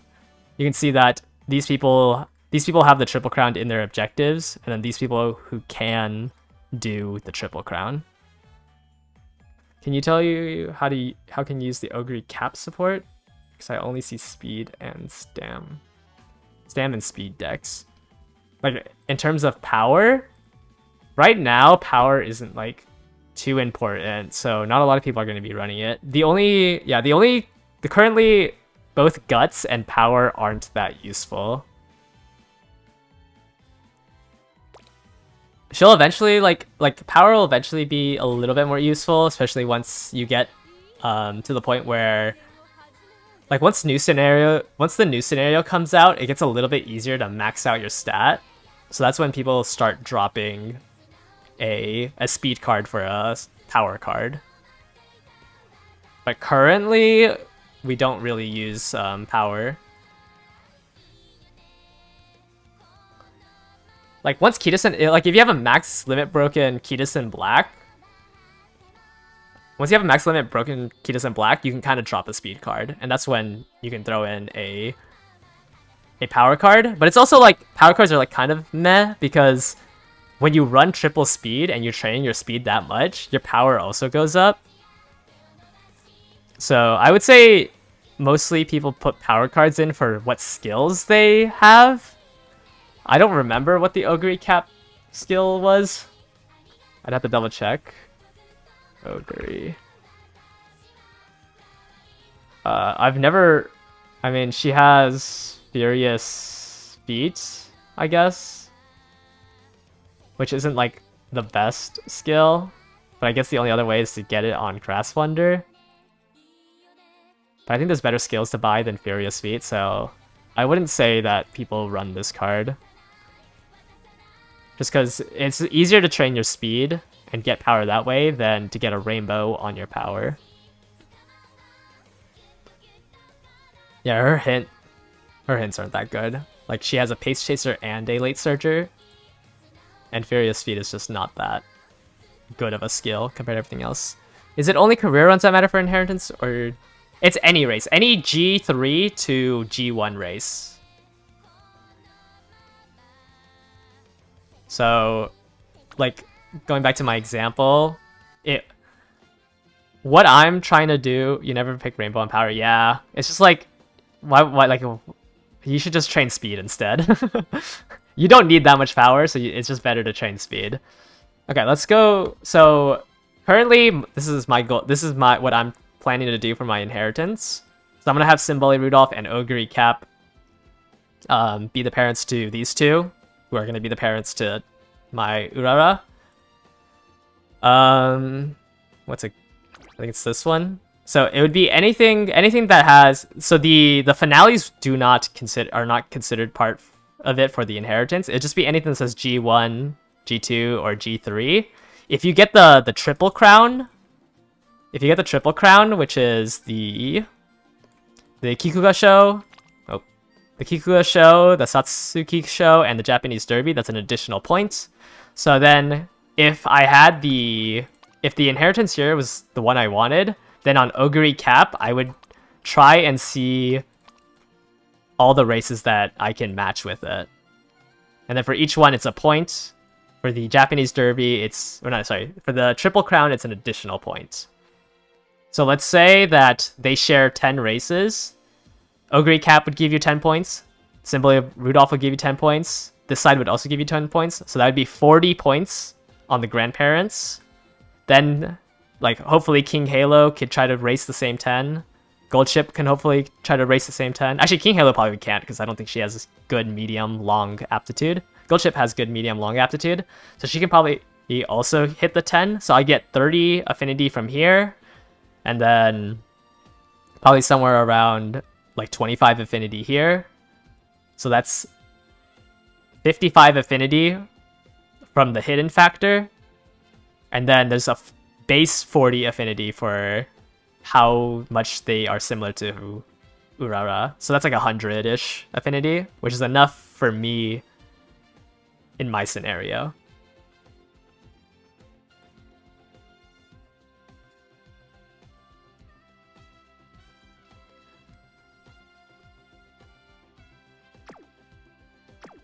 Okay, I'm just gonna double check that I did all my dailies, but I think I am kind of tuckered out. 3 runs in a row is kind of my limit. What do I have? Junior Scout, some missions, whatever.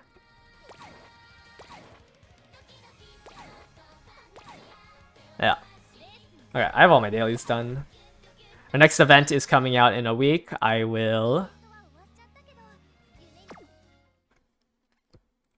Next video will probably be sometime this weekend. This video is going to take me a while to make. I'll try to continue updating that sheet that I had. Let me go ahead and repost it. Just give me a second.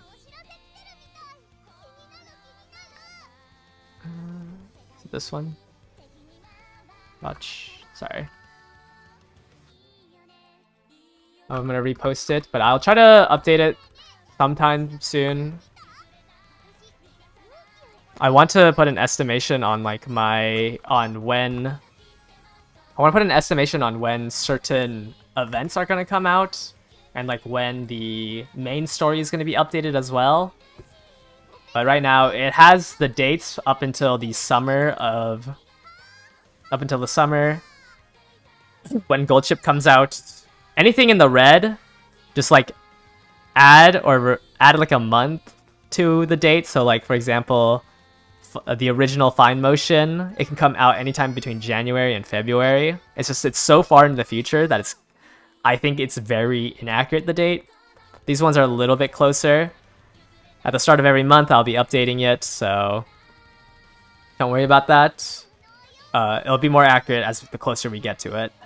Anything highlighted in pink is what is considered meta. For the Umas, don't pull for the meta ones. It's not worth it. It's just a money sink. Just pull who we want.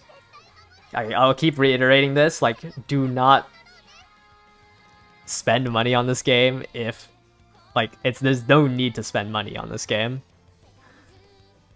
If you want to do it, if you want to spend money for fun, like I do, then go ahead. But don't worry about the meta of the Umas, just prepare yourself for some of the supporter cards.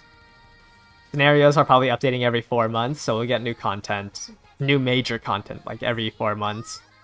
I'll be updating this with every single new every single new tweet that they come out with a release schedule. If you ever want to know like what I'm planning on doing, I'll be updating this. But I will try to update that whenever I have free time. I just don't think that like going this far into the future is going to be accurate, and I don't want people to think that this is the exact date that certain things are coming out in. Otherwise, I don't think I have anything else. Starting Friday, I will be or not starting Friday, but from Friday and the weekends, I will be streaming longer than like my usual 3 hours because I'll have more free time, and I'm planning on picking up Honkai Star Rail. For Honkai Star Rail, I'm not going to look at the meta or anything like that. I'm just going to be playing it for the story. So if you want to see me do like my first look for that, that'll probably be around like this time now on Friday, Saturday. I haven't decided if I'm going to stream on Sunday, but on Friday and Saturday, I'll be playing Honkai Star Rail for maybe like 3 hours each day. Just to see like, just to compare it to, since I've never played it before, and Uma Musume is like the only gacha I really play. Otherwise, I think that's the end of it. Linked in my description or in my bio page is my Twitter. That's probably the best way to contact me. At least the beginning of Honkai Star Rail is peak. Okay, I hope so. I have no idea. I only chose this Friday because I heard that is when the Fate collab starts, and I might as well just pull on that. Okay, one more question. Yeah. Since you have 500 carats from the daily pass on the daily, is it worth to use it for 10 singles on Kita-san as her banner progresses? So you're talking about like the 50 carats you get every day? I don't think it's ever worth doing single pulls. The odds of you hitting on a single pull is abysmally low that I think getting the SSR guarantee is better. Like if you think about it, like every day you would have a 0.75% chance to hit Kita-san Black. If you pulled daily over the also it's 50 carats per day. So it's, oh, the 500 paid ones? No, I would save the paid ones because the paid banner that I pulled on, that doesn't disappear. Same thing with the anniversary events. Those will also come out with paid banners. Those ones will disappear. So it's better to just, if you're gonna plan on buying the monthly pass every month, it's better to save all the paid carats for when the anniversary event comes out, like the half anniversary event and the full anniversary event, because they should come out with paid banners. And those ones, like, what is the yeah, they bring those ones back for the Annie, and also the Annie also has like bundles that you can buy that was similar to the bundles we bought, like the $21 bundle here, but those ones give you a voucher ticket. Are the I would say in terms of value, the anniversary bundles are the best value because it gives you a ticket that lets you choose an Uma or a like it lets you choose your the past Uma or the past supporter card. So like at the half anniversary, if you bought the supporter card bundle, you'd be able to choose Kita-san Black for a copy. Or let me pull up the banner suit. Or like at the half anniversary, you could pull for, like, you could just choose to grab Saiyan Sky or choose to grab the Summer Maruzensky. So those are like your best values because you don't have to gamble on what you get from it. You can just choose who you want. So I would say if you are like planning on spending money and want to be a dolphin and spend like $30, you can wait like until the half anniversary or the full anniversary. Yeah, these aren't free to play stuff. This is specifically for people who want to spend money. Free to play, you'll get at the anniversaries though, they will give out free 10 pulls. So, and at the anniversaries, they rerun the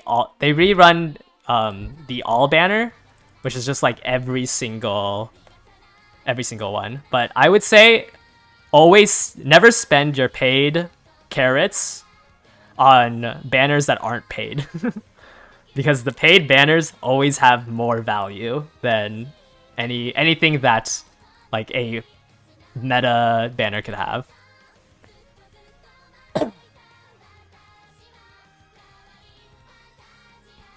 Yeah, I mean, that's what I do. I would say that's like the idea of a dolphin though. It's like you buy their monthlies, you buy like the good value bundles. Like I don't think a dolphin is like I classify a dolphin as someone who spends more than just the monthly passes.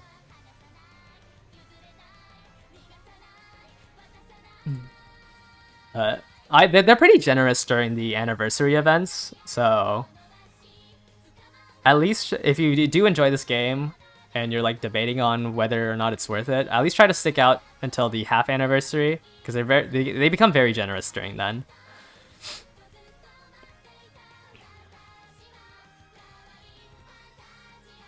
Alright, does anyone else have any more questions? Oh, free multis on this. Yeah. Mostly, yeah, every annie, like, you'll get free, like, they'll just give out. I think, like, in the recent anniversary, there was, like, 100 free pulls on the banner. Which was, like, that's super generous. Like, you're halfway to a spark already. And usually, because it's an anniversary, it's a spark towards, like, every... There's no FOMO in this game, like, there's no limited character. Unless it's a collab. I think, like, some, like, KFC collab was limited. But whenever a banner disappears, it just gets thrown into the random pool. These half anniversary and anniversary bundles time... Yeah, they'll last, like... The event usually lasts, like, a week or two. And if you don't purchase it during that week or two, they'll disappear from the paid shop. What do you mean? What do you know about the post 1 year mega rerun banner? I didn't know how to title it, but that's just like that's literally just every single character. There's no feature character on it. Let me pull up Game Tora's thing. But that's like that was for their let me see. I didn't know how to classify it because it's literally they just threw everything in. 2020. Like it's literally just every character with no rate ups. So I didn't know how else to explain this. Besides saying it's a rerun all banner. Oh, like what do I think about it? I mean, like like pulling on it. I mean, if you missed your opportunity to like grab a character that you want, sure you can pull on this. You're a dolphin in 10 plus games. Jeez. You buy most or all bundles depending on the game. What you call whaling is... Yeah, that's what I say. I say you're a dolphin if you buy, like, the discounted bundles. Whaling is just, like, whenever you... I would say you are, like, you are the start of a whale as soon as you start buying things that aren't on discount. If you get to... Yeah, so on this banner, if you pull 200 times on this banner, you'd be able to spark anything in here. Yeah. Yes, but it's better if you want characters in bulk and just avoid dupes, right? Since on their debuts you can get dupes. Yeah, if it's a rate up banner, the main like takeaway of doing like rate up banners is that you have a chance of getting that banner unit without sparking. Because like the thing is with character banner or like UMA banners is that you won't roll past. So like if you get it in 50, there's zero reason to go to 200 to spark.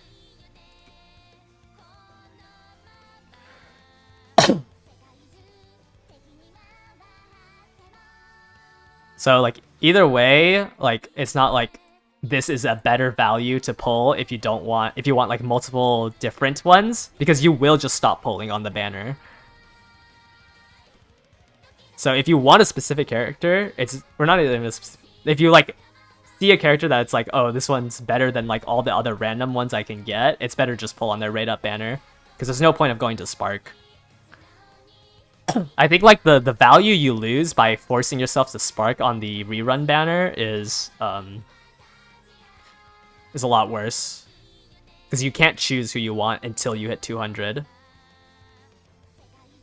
Because at least if you go like 130 pulls deep into a target banner, like you have a 50-50 chance of hitting it.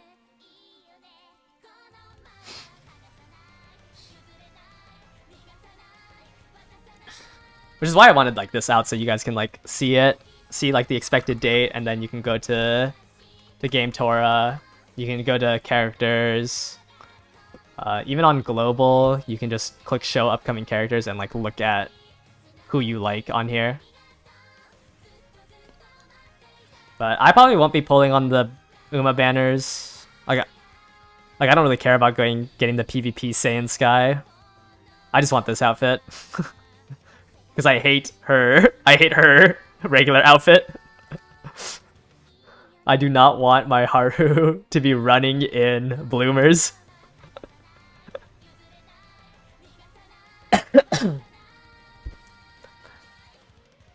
The nice thing about skins in this game too is that once you unlock the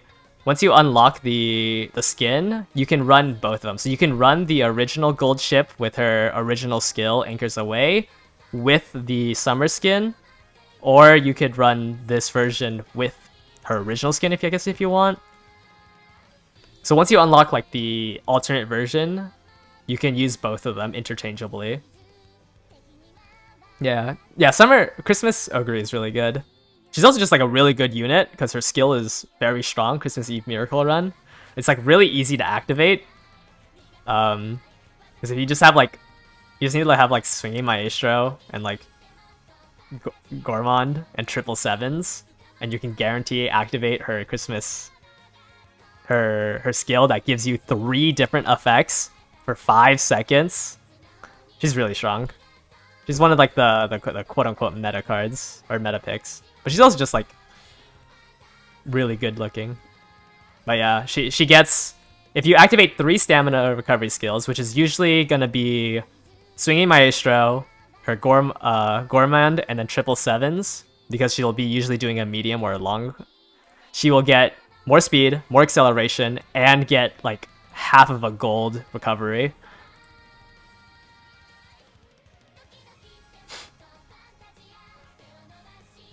So she's just really strong. She's one of the ones that you can just build, like you can forever build for PvP. She just doesn't do good on short. Everything else, like she can be made into a dirt runner, she can be turf. She runs 3 out of 4 distances. Like if you wanted to main an Uma, this is probably like one of your best bets.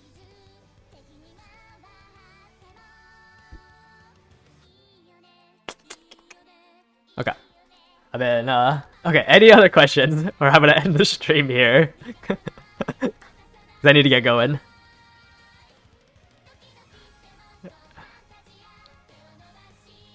Also, I will be trying to make a Discord server. I don't know how to like do it with, I'm trying to like set it up so like, you know, there's like some sort of verification and stuff.